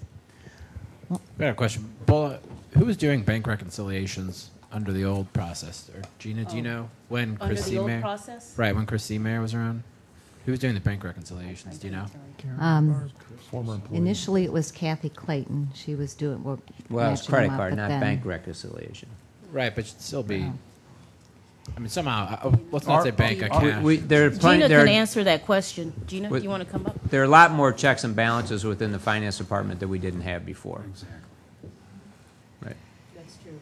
We have a CPA, we have an individual Right, that that's used to work for the state auditor's office, and that's night and day comparison to what we had on staff here before. Right. Bank reconciliations were being prepared by the accounting clerk and the finance officer. Okay. So for the credit card, how would that hit the financial statement? The credit cards, the statements would come in, and then the accounts payable or accounting clerk responsible for accounts payable would reconcile the statements. Even cash advance? They would request or normally be provided with documentation to support the There'd statement. be some sort of reconciliation, though, on the credit Absolutely. card, right? Our review of the file showed Seameyer was the one that was overseeing that. That's the point I Right. was trying to get at. It seems like we've finally done, you're talking a lot of internal controls. There's a segregation of duties here now. So to try and set a standard, under the old processes. To look at this, to make this fraud policy based on the old processes, I don't think is the best mindset. I mean, there's a lot of this application under the old system and the old way. We're not in those times anymore. And it does seem like we now have internal controls. You're signing off on bank reconciliations, credit card statements. I reconcile I mean, all that's a credit card statements now. That's an enormous difference from what was going on before. I mean, he could cover his, he had the ability to cover his tracks. That doesn't seem to be present anymore. So I think that's just something to consider. Let's not think about, making a policy on how the old internal controls work, but let's think about making a policy on the new internal controls. That's right. Good. Alderman Sanders. Well, and Bull, I think you make a good point. Like you said that, if this had happened or whatever, then you'd get together with the board and then we would consider doing a fraud audit. And I think that's exactly what we need now. We did the state audit, which has been, they only look at the current year, and that's been instrumental in us getting all of these controls because they're asking for things and we're finding policies we don't have or missing things, and we're getting all of these things with the new staff pulled together. But we haven't looked back, do you know what I mean? So a fraud audit, because when we went to that seminar and stayed and talked with that gentleman, everything that we mentioned, he said those are all red flags. And I really think to bring confidence and peace of mind to the residents of Brentwood that we should conduct a fraud audit for what occurred in the past, have that all carefully looked at, because nobody feels like that was really looked at. We know we've got the good stuff moving forward, and once and for all put this to rest. But it seems like there's still a lot of distrust, and I know, I think that would be, since we did have the embezzlement and we did have that, and we talked about doing a civil suit against Chris, I mean, we don't know without doing the fraud audit to know whether or not, do you see what I mean, that we've uncovered everything. So Just maybe I'm not answering or responding, but it seems to me that adopting this policy now is precisely what you need to do to move to the next step. The issue of conducting a future fraud analysis going back in time, you'd have to get somebody to estimate what the cost is. But the policy now going forward clearly allows you to maintain more control than you would have ever had before. And that's why. right. I mean, I do agree that, I'm the one that brought up, if we were going to get done, that we needed a policy for the fraud so that the exact, if somebody in the meantime once again stole something, that they didn't get to take all their benefits with them. But I really think that we need that. There were just so many things just in the way, the investigation, the scope was very narrow as to what they looked at, and we haven't had the inventory. That's another topic. Let's stick with, Okay. Right. So, Alderman Kramer. Yes, Your Honor. I'd like to make a motion to perfect Bill 5701 as submitted. Second. We had a first and a second. Your Honor, I don't believe we've had Oh, the we actually second have reading. we have to have the second reading. We were going to do that just in case, right? Okay. So could we have the second reading, please? Second reading, Bill number 5701 by title only, an ordinance authorizing the amendment of the City of Brentwood's current employee handbook, providing a fraud policy and policies regarding payout of accrued vacation and sick leave. Okay. Just so we do this appropriately, Alderman Nguyen, could you take back your second? Sure. And your first, please? Yes. Okay. Now, if you would like to remake I'd like to your make a motion to perfect Bill 5701 as submitted. Second. Okay. Roll call, please. Oh, we can't have any additional Well, okay. discussion. Again, I would like, well, I guess we can't amend it on this particular thing, because I just, again, would like to make sure that it says that the Board of Aldermen is always notified. I mean, because the supervisor is going to notify you, Bullock, correct? Because you have that in all of your... But it does say that the city administrator will inform the Board of Aldermen. It does say it on multiple pages within this document. Mm-hmm. Okay, I missed it, I guess, with regard to when they're reporting the fraud. If the employee, then he goes to, the employee I think goes that to goes the... to procedure. Okay. I just have a question. I'm sorry. Alderman Harper, sorry.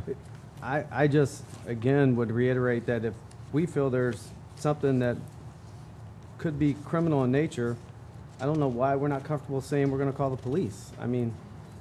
You can still say that on top of this. That's, yeah, but the way the motion is reading, we're going to adopt it as it But this reads is- now, and it doesn't This is say. your policy. You can still take action in addition to what's on the policy. That's correct. No, it's not prohibiting anybody from going to the police. Correct. Right. And I think what you're, again, even that first line on, or I'm sorry, the paragraph on page 2, at the end it says, at all times the city administrator reserves the right to reject a written resignation and terminate an employee, again, this is dealing with, but employee after discussing the matter with the Board of Aldermen. Right. The point is that the city administrator brings that to the Board of Aldermen. It's just that the Board of Aldermen isn't making that decision. That's right. Okay. But she can, if we don't agree, she can still. Well, then at that time, the override Board of us. Aldermen could make a motion and stop her. But the point is, the board doesn't have to make that decision. It's That's not right. our, again, it separates us from getting involved with those personnel matters at that level. Okay. Alderman Kramer? Your Honor, I just want to, in this environment of the questions, which I think in most part are very good ones, I just wanted to pass along my appreciation to our council.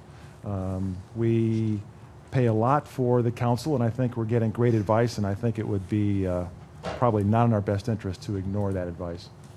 We try and make that as minimal as possible so I that you understand. can't say you pay a lot to us. Yeah, I understand. Okay. Roll call, please. Alderwoman Saunders? No. Alderwoman Manister? No. Alderman Leahy? Yes. Alderman Tui? Yes. Alderman Kramer? Yes. Alderman Robertson? Yes. Alderman Nguyen? Yes. Alderman Harper? No.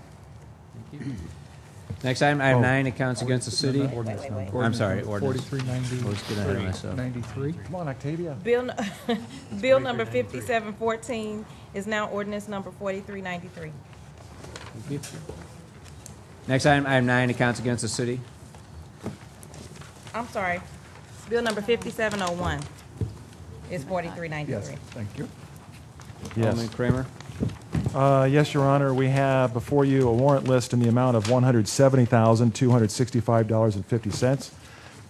In absentia of the Ways and Means Committee, I have reviewed the bill and recommending its approval as submitted. Thank you. Any questions? Alderman Saunders? The Thompson Coburn, $4,700 for the Meridian, is that just for the month of October?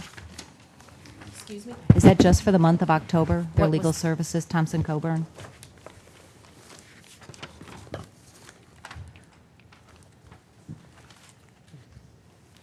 Yes. It says October 2012 at the bottom of it. And we're not a party to that? We're not, Well, again, the board, no, we are not a party to it, but the board elected and that we have them oversee it because Represent our interests. in case We are we got party. pulled into the case that we were up to speed.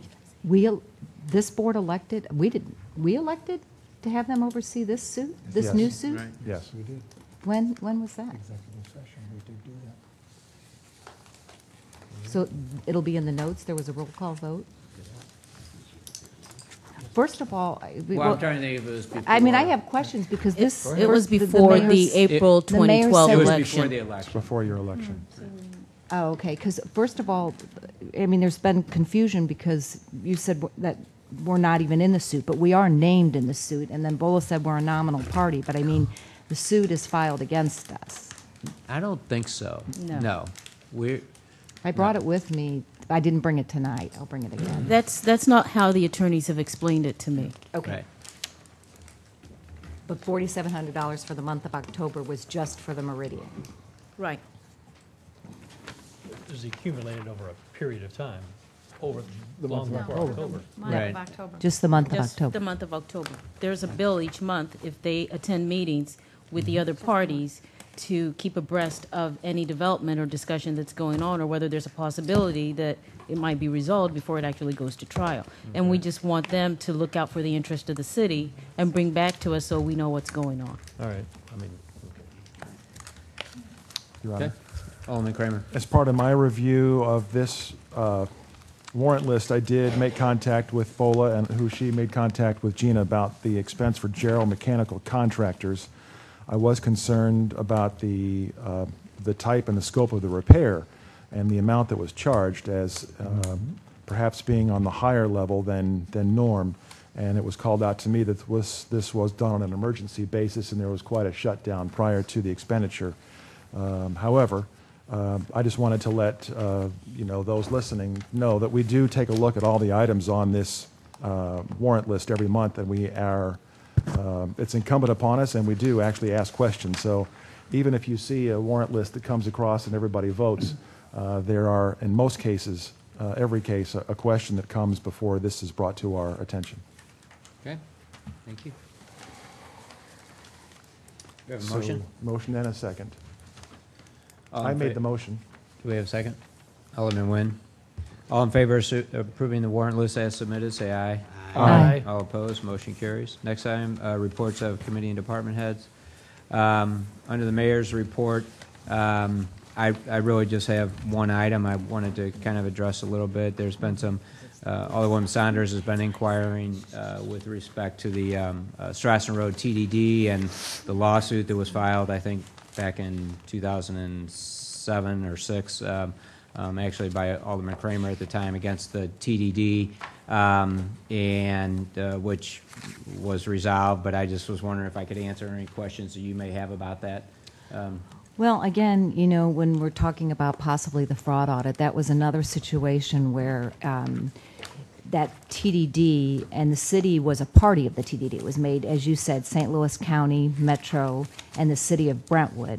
And that was in that suit where the Public Works building was paid we purchased it at $1.6 million, but it was only appraised at $1 million. That's another one of those red flags for the fraud. And it didn't go to suit. It got settled for whatever reasons. I'll let Alderman Kramer speak to that. But that's what I'm saying, though. There was enough things that happened that still are questionable, and that was never resolved, and Alderman Kramer himself still felt he was right. Just so you understand, questioning the sale of the property had nothing to do with the lawsuit. The lawsuit was based on sunshine law violations, that the door was closed during the meeting and that the posting was done incorrectly. Had nothing to do with the sale or the purchase of the property. I read this. I read what was on in that, and that's not what Alderman Kramer informed me either. So. Well, what was the lawsuit based on? Your Honor, I'm being misquoted here. I'd rather not get into this conversation. Okay. The lawsuit had nothing to do with the sale of the property. I will tell you this, if we want to go back and rehash again something that happened, 2005 or so, 6, the sale of the property, Richmond Heights had actually, and I'm not going to get these numbers exactly right, Richmond Heights, the city of Richmond Heights had made an offer to purchase the property for $1.75 million. They wanted to move their public works garage to the city of Brentwood. The city niched that idea, upsetting the property owner greatly, the fact that he lost his sale and contract that he had on the property. We did make him an offer significantly less than what Maplewood or Richmond Heights had offered him in order to purchase the property. But it had nothing to do with fraud or an investigation. The board was very open about that when it took place. The reasons we were doing it, again, I don't recall them all at this point. And that vote was taken, and the TDD actually funded that purchase, and the TDD approved it and voted and supported the purchase of that property for the new public works facility. Again, in general terms, that's what happened. But the lawsuit that was filed had nothing to do with those sorts of sunshine law violations, or thought that there were some sunshine law violations. The other thing is, to my knowledge, the city never paid any of the legal fees for that. That was all went strictly to the TDD. That's right. The city was not a party of the lawsuit. Just because I served on the board, the lawsuit was filed against the board of directors of the Strassen Road TDD. I served in that capacity as the mayor, but the city was not a party of that lawsuit, and all the billing should have, and to my knowledge, went through the TDD and was paid directly by the TDD. I'm not saying that that this is necessarily fraud. Don't get me wrong. I'm just saying that there was a lot of suspicion around that. I wasn't quoting Alderman Kramer, and I won't. Alderman Kramer, was this suit simply about a sunshine law violation? The lawsuit was about a sunshine law violation, and there was context to that, which is some of which you're describing, but the lawsuit was specifically about a sunshine law violation, yes. Right, because then you'll find after that, too, that you didn't vote on the budget that year because of this public works building, and I can pull that. So I'm just saying, but the same thing, there's an explanation for everything, but I worked for developers, and, when things seem fishy in that, you can give an explanation, but, if there's collusion going on and involved, you know what I mean, other parties.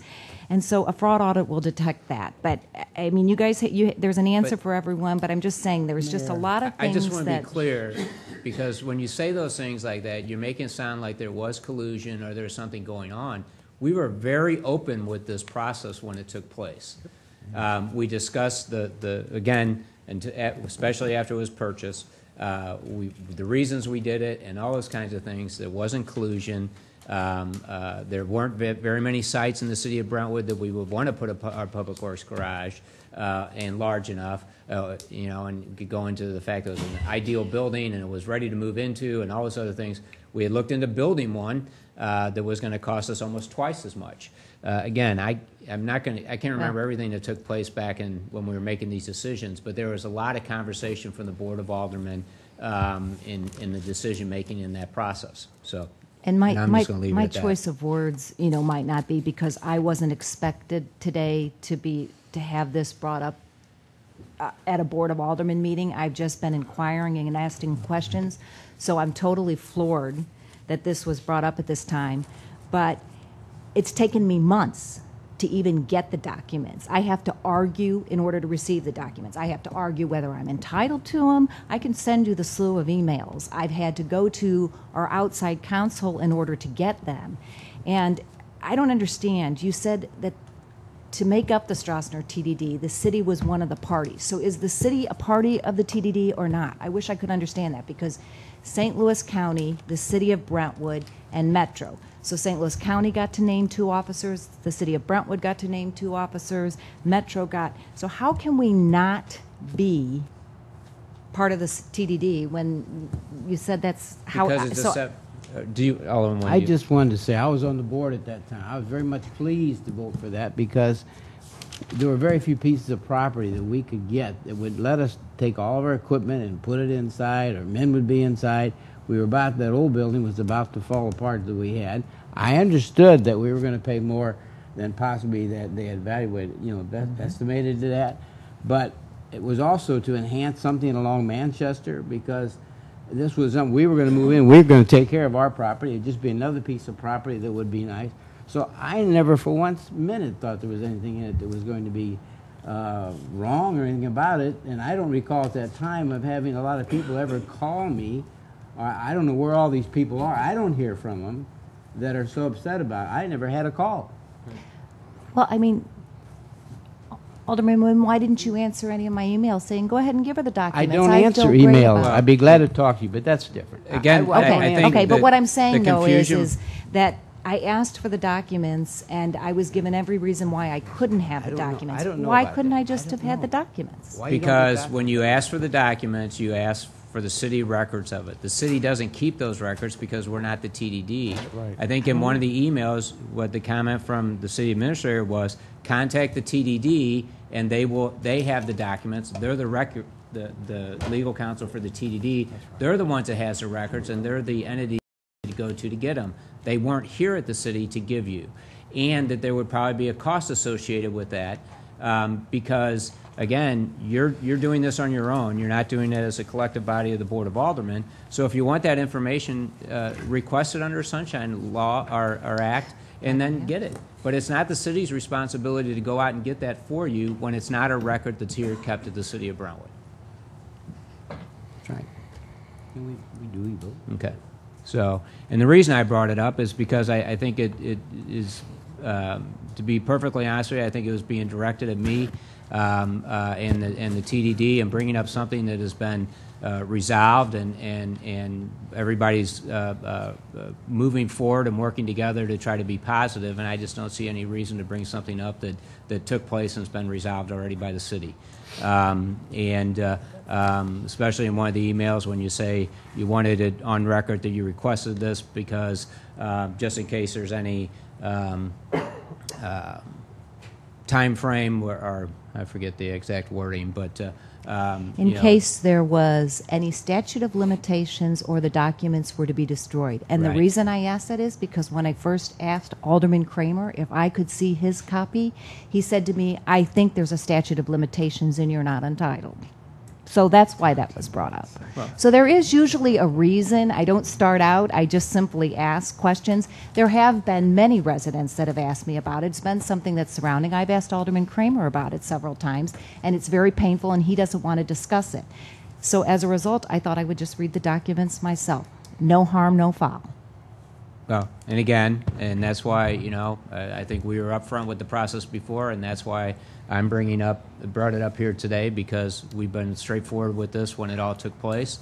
And again, I think it's something that was resolved a number of years ago, I think in 2007 or 8. So that's all I have under my report today. Well, I have one thing, though. I do take exception that, just the same with the Meridian settlement, I had to go to the Attorney General to find out that I could get a copy of that before I was even elected official. So being up front and open in that, no, it's not. And even as an alderwoman, it's not that easy for me to get documents or to ask questions. And, I think for you to put it in such a nutshell, like I'm being asking for something that I'm not entitled to, or that I'm disrespectful in what I ask for, I really take objection to that. And I think if you go back and you go through the list of emails, I used to have to get board approval, have a vote to have a document. Now, now I can get documents and I can ask experts questions. So it's a process, but there's a lot of hurdles to jump. And as I said, I'm trying to learn. And then I think, we've worked together because we've come to a consensus about something, and I'm told you have to have a motion. I mean, there's a lot of games at this level. Okay. Well, I think I'm going to say that I resent the words collusion and fraud and things like that associated with I something used that it was- for the excuse developer me, that I I'm worked talking right with. now. Okay. Okay? You Yes. want Okay. respect? Okay. You extend it too. Okay? I was on this board. This was a completely open process. There's nothing hidden, nobody getting advantage here. There was a disagreement between two members of the governing of the city. That's done. I don't know why you're dragging it up again. There's nothing wrong with the process. We've ended up with a really good public works facility out of it. And, I don't want my reputation smeared by somebody just throwing around words like collusion and fraud and things like that with no basis whatsoever. So I wish you would stop it. And the people who are cheering, and talking out of turn, same thing. We have reputations. We're here working hard on your behalf, okay, whether you think so or not. And we're not dishonest people. We're up here trying to do our best. And you can just Monday morning quarterback everything we do. I'm sick of it. Let's move on. Okay. Move on there. Alderman Saunders. Why do you think that they have fraud seminars? Why do you think the municipal league put that up? And the term collusion, that was with regards to a developer that I had worked for. So it wasn't with regard to the city. But it does happen. And to pretend that it doesn't is irresponsible, too. Okay. Public safety. No report this time. Okay. Public Works Committee. No report, Your Honor. Director of Planning. Yes. Ellen. Would you like to wait till next meeting? Okay. Well, why don't you go ahead with your presentation? We put you off last meeting. You can stay there if you want. But I have an overhead. Oh, okay. Then you're more than welcome. We did receive a handout on the CA report. It's a growing enterprise. Yeah. Oh, Ellen, start your report off with how is the baby doing? Excellent. Thank you.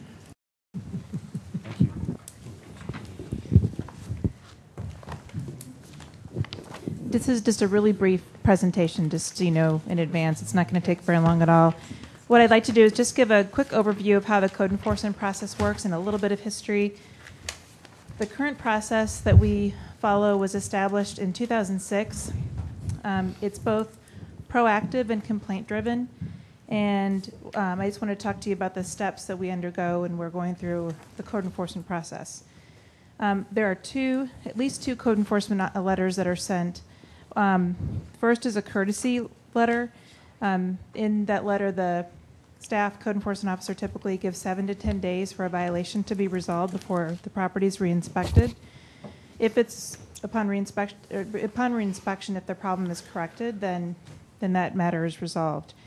There's also a second violation notice that's sent if it's not resolved in that initial 7 to 10 days. At that point, an additional 7 to 10 days is given to resolve the matter. So right there, you've got 14 to 20 days after a complaint is received or the violation is noted by staff through proactive inspections. The implications of this new process is, first and foremost, that it's supposed to be friendlier. I think that was the goal, was to have a bit of a friendlier process. It's my understanding this was undertaken by the Public Works Committee at the time. But another implication is that there's a longer time frame possible now for attaining compliance prior to tickets being issued. I mean, it's required that we have these additional time frames. So sometimes it can appear that something is not being done when actually we have these letters that have to be sent in a certain amount of time that takes place in deference to the property owner.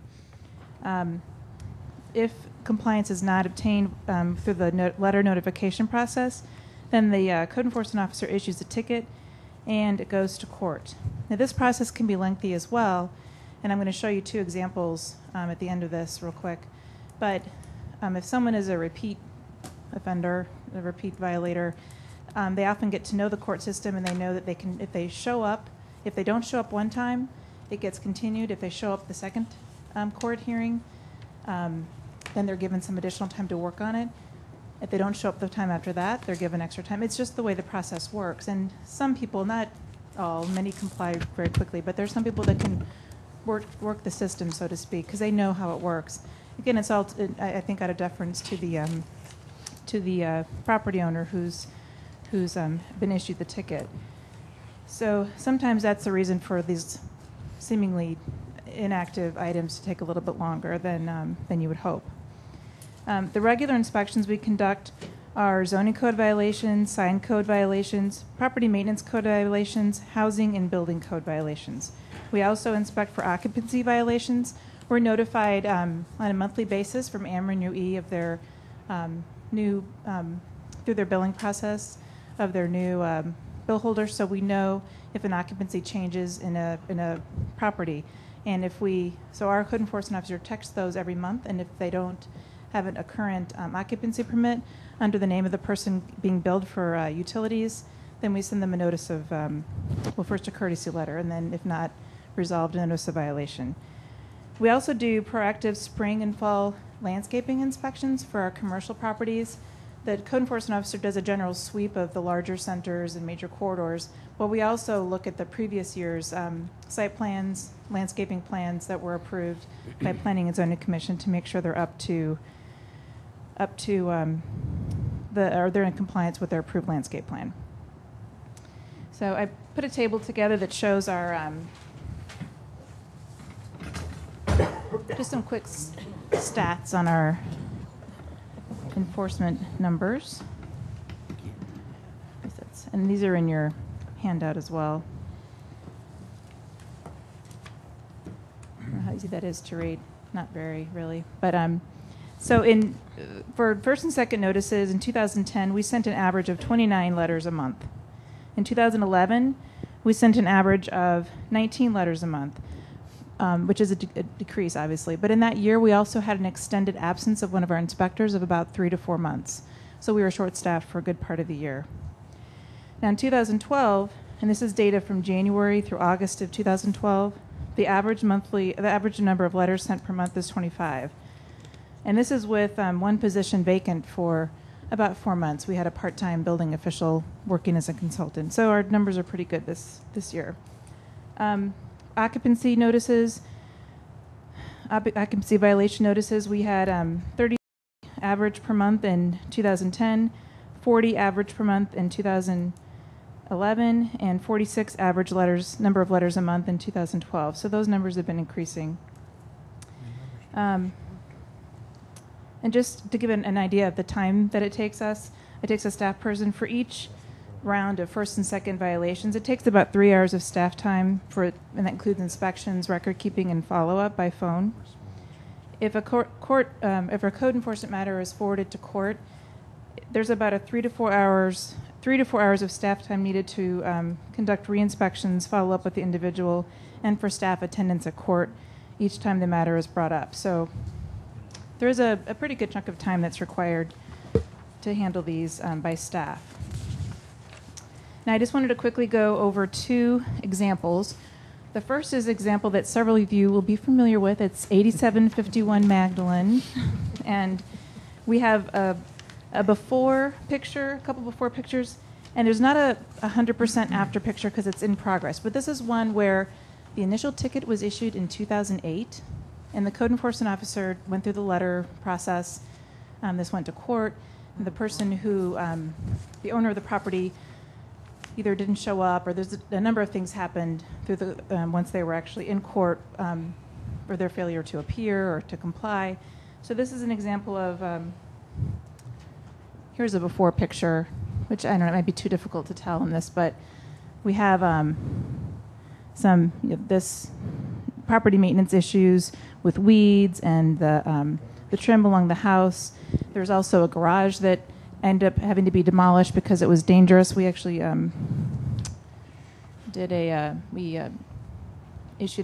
condemned the garage and it was demolished. Our code enforcement officer would actually go to this property and tape letters to the door. We had no way of getting a hold of the property owner, so this was not something that was left, that languished without our doing anything for several years. We just had a hard time getting the owner to comply. Right now, it's almost complete. This was taken earlier in the fall, but they painted the house. They've been doing work on the sides of the building, repainting the part of the front of the building. A dead tree's been removed. The garage is no longer there. And this will be an ongoing issue because this particular property owner, we just anticipate will have some continued issues with property maintenance, but it has finally come more into compliance through the code enforcement process, although it's taken a lot longer than we would have liked.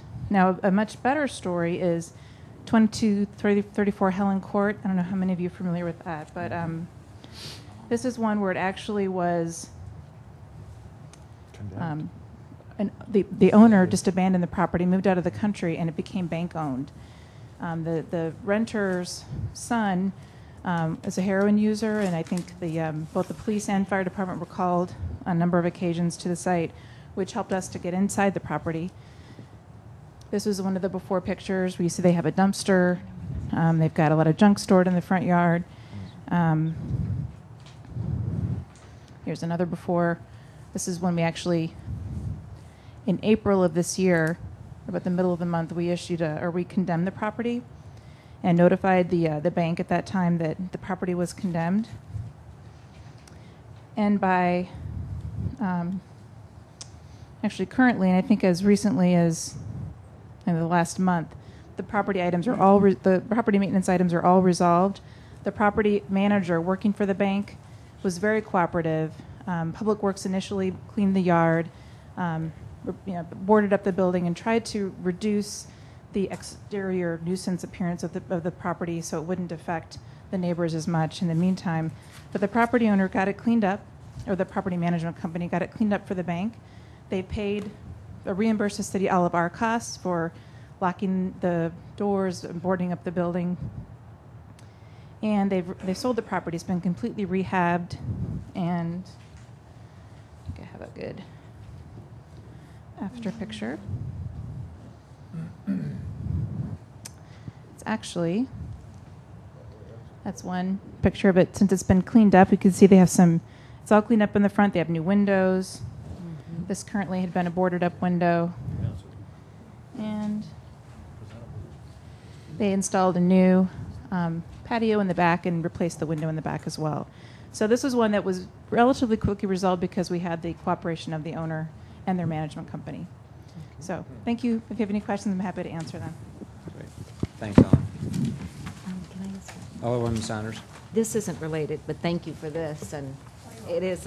Yeah. And I also worked for an attorney that did like tenant things, and it is. I mean, some people know the system and they game it, and how long it takes to get evicted from things, it's unbelievable. But can I ask you, as far as the comprehensive plan, is that document legally recorded? Is that recorded or not? Was I wrong? Is that recorded with the county or not? Yes, it is. It is recorded with the county.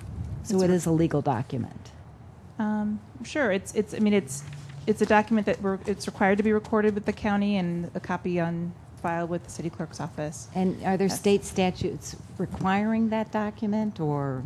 Actually, a comprehensive plan is not required by. It's Chapter 89 that governs the comprehensive planning process, Planning and Zoning Commission, things of that nature. It's not legally required, but if a community has adopted one, then we have more authority over both the city and as a whole, and the Planning and Zoning Commission have more review authority over, for example, bodies like the school district in review. Otherwise, we wouldn't be able to have as much authority like overviewing their site plans. So why do we record it? Do you have to record it or not? To make it a public record that anyone can go and look at and review if they would like. It's just to make it as open and available to the public as possible. And Ellen, maybe you could check with the county and the terminology there, because I think they actually do it two different ways. So, some comprehensive plans are technically recorded, they document it and so forth.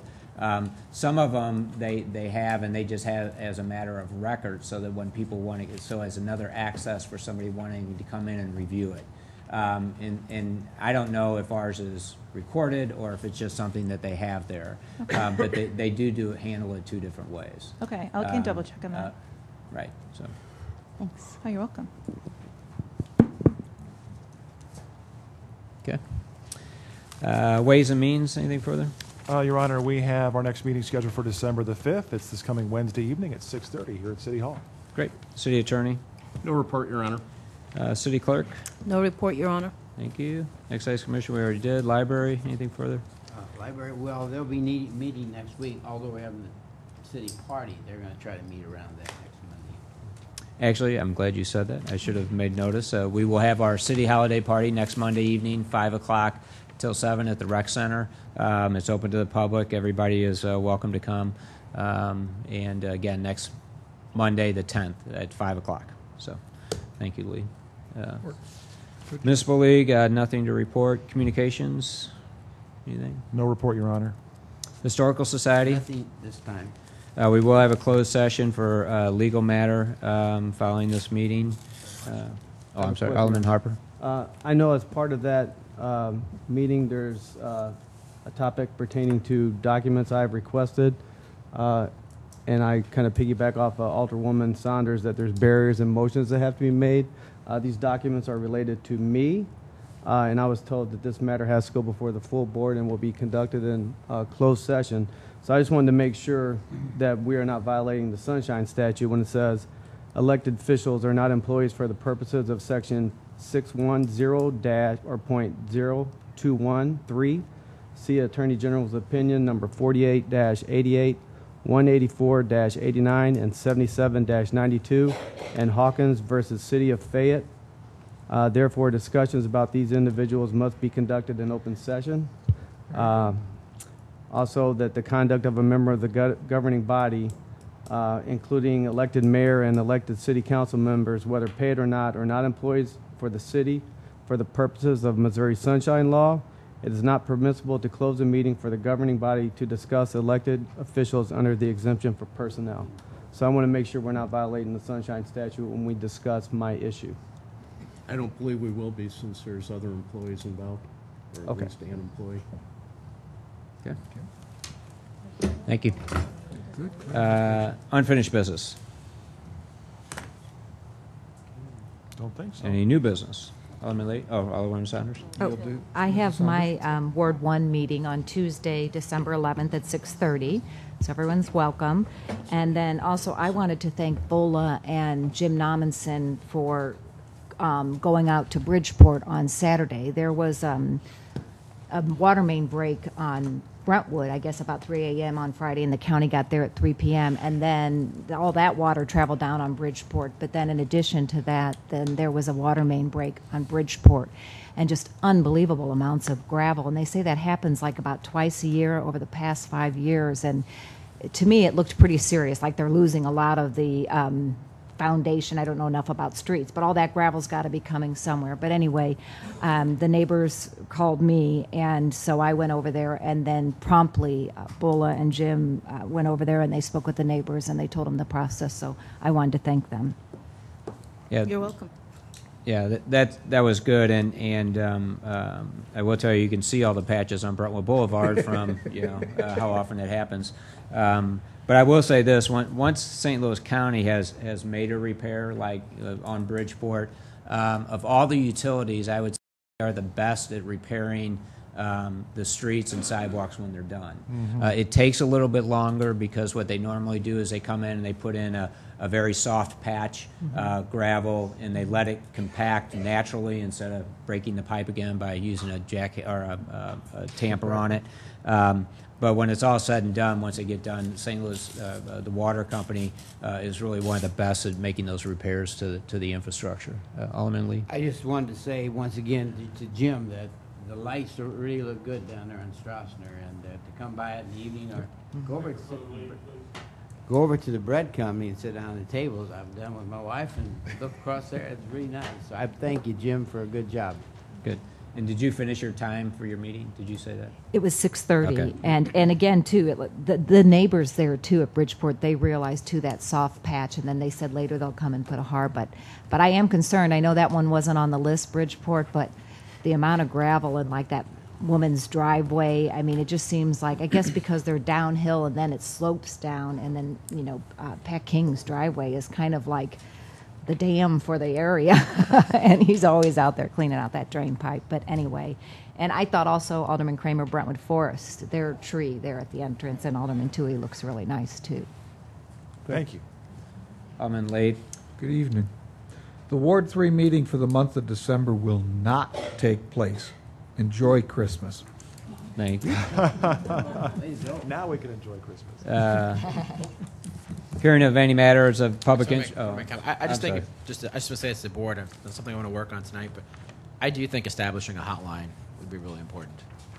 Some sort of fraud hotline the employees would have. That's, as a former auditor, that's always something we looked for. And I think that would be a great idea to get that up and going and to look into that. I would agree that sounds like a good idea. I can't think of any reason not to do it, but I can think of a lot of reasons to do it. Yeah, when I heard that comment earlier, it really set off a red flag for me.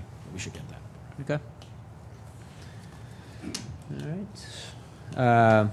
Do we want to hear the public session now, or okay? Yes. Does anybody like to address the Board of Aldermen? Please come forward and give us your name and address.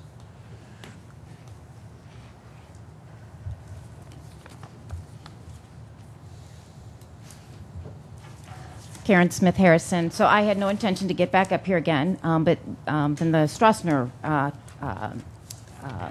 TDD issue was brought up.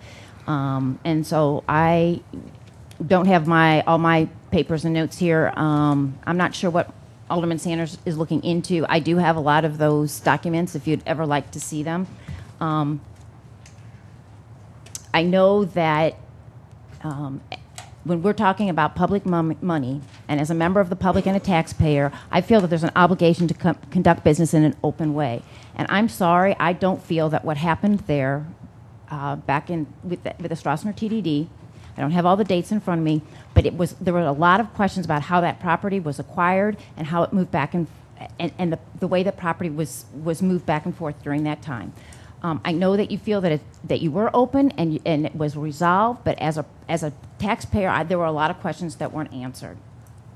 So the verbiage in the TDD said something to the effect that the TDD would pay for a new public works garage in order if it had to straighten Strassner Road and take the old public works garage. So taking the old public works garage, if they had to do that, then they would purchase a new one for us.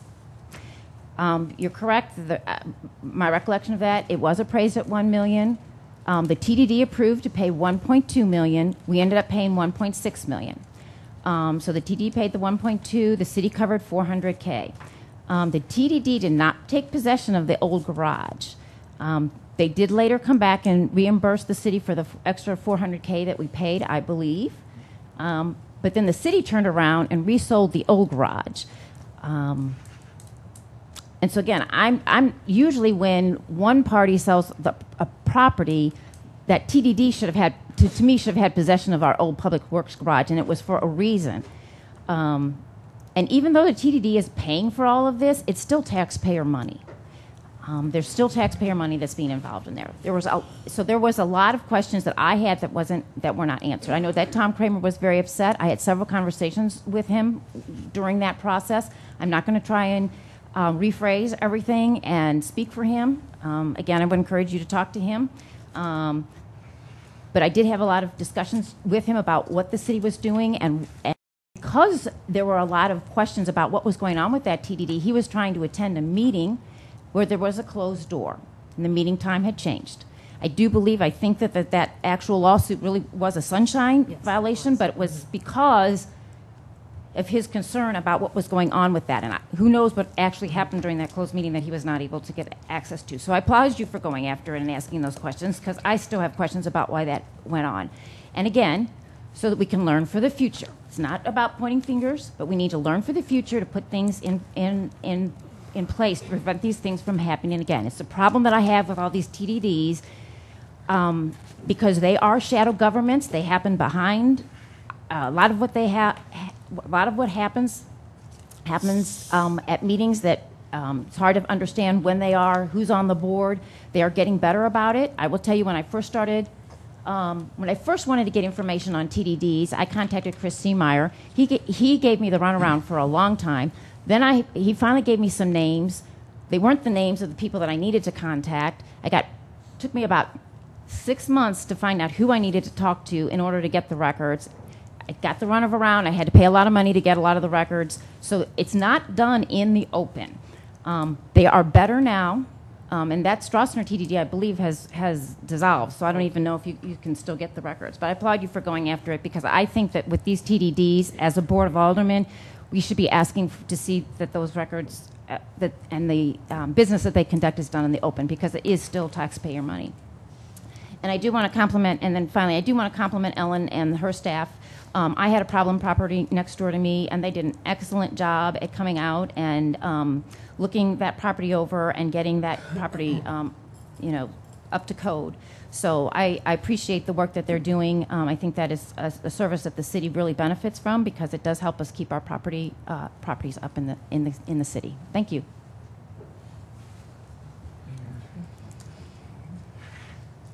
Hope so. Matt Saunders, 2326 Park Ridge. Alderman Saunders from the First Ward was elected overwhelmingly by the 2-to-1 margin, and we elected her because we want these questions answered. So you can take offense at what she's doing, but the reality of it is there's members on this board that oversaw one of the darkest periods in Brentwood, and you're responsible for it. And you're just going to have to live with it. But she was elected. I think she got more votes than everyone else that was running for office. And so we want her asking those questions. It's not personal. It's about it being a specific topic about what happened. So it's not personal. So you should not take these things personally.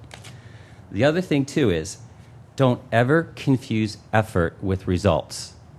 I have salespeople that try hard, but they fail. I have to get rid of them. You're up there to give us results, and that's to run a city, and that's to run a city properly, and to do it in a cost-efficient way, and to follow the ordinances that you have. So please, I appreciate effort, but that's not why you're here. You're here to give us results. Thank you.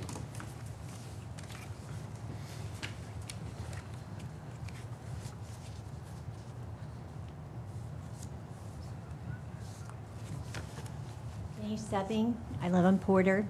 And I just want to say that I appreciate that some of the questions, the hard questions, are being asked at this time. Things that have happened years and years. A lot of us residents weren't even aware of it. And unfortunately, things have come out, and we feel like we have to be here to watch what's going on. We're not playing Monday morning quarterbacks, Keith. We're not. We just want to know, we want to have trust in our community. We want to know that our community is being managed as we expect it to be, and we want to know why wasn't it managed that way before, you know? And there's all kinds of people. They're afraid to come up here because they're afraid they're going to be, you know, treated with disrespect. And as a resident, I appreciate those questions are being answered. I do want to thank Ellen for her presentation and her staff. That was helpful to understand what was going on. I've spent months trying to get some of the things resolved that I understand today have been taken care of, or at least steps have been taken care of. And it shouldn't be this hard. As a resident, it's a hurdle. I'm appalled that it's being hurdled for our own alderman. I would ask that, why are you all so afraid of having a fraud audit? Why wouldn't you want to have that to prove or to show the residents that things are clear, that things, what happened in the past, what the scope was? Because most residents, I'm sorry, but they don't trust what's happened in the past. And if you want to build credibility, you need to be more transparent. Why not do a fraud audit? Thank you.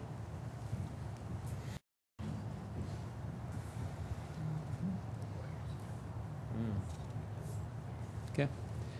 Close public comment, and we have a motion to go into executive session. Your Honor, if I might add, Yes. also, I think the record should note that one of the items for closed section is kind of a hybrid legal personnel, but I think we only have legal specified on the agenda. Okay. Thank you. Can I ask Frank, how are we supposed to know whether to vote yes to go in or not? Are we supposed to be given more information? Like, for instance, when we were at that training session in Jeff City, they said, you know, to be on the safe side, vote no. I mean, you know, they said that you should really take that seriously, but we just get a blurb. The statute does not require anything more other than citing the specific statutory exception, which is either legal or personnel, or in some cases, real estate. It seems kind of silly that we vote on. Do you see what I mean? Because we don't even know. Well, you have to vote to close the. You have to vote to go into a closed session because you have to close the meeting. Okay. Right. But do you understand what I'm saying? Is like to vote to go into closed session. I mean, can we get an email as to what the I topic can start is doing in the that. future? That's very simple. Yeah, we will. Well, we've got another. Well, Bull is saying she can. I can. I won't tell you everything, but I was just gonna give you a say- synopsis of what we're. Because we've gotten like, you know, from the attorney Because that it says would be me confidential. We've had discussing it legal out of opinions executive shared. session. And Right. thus violating. No, Right. The education that we were given when we became a board member is you do the extra homework. You come up and you have the private conversation to get information so that you can sit at this meeting and make an informed decision. Putting it in writing and passing it back and forth among members and stuff violates the confidentiality to work with. Okay. Do you have a motion to go into executive session? So, move. And second? Second, Your The Honor. meeting's upstairs. Upstairs, okay. Roll call, please. Fire department's area. Alderwoman More Saunders. comfortable. I guess no, since I didn't do my homework. Alderwoman Manister. Yes. Alderman Leahy. Yes.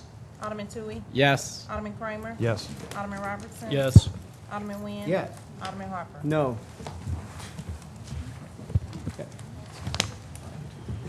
We will meet upstairs.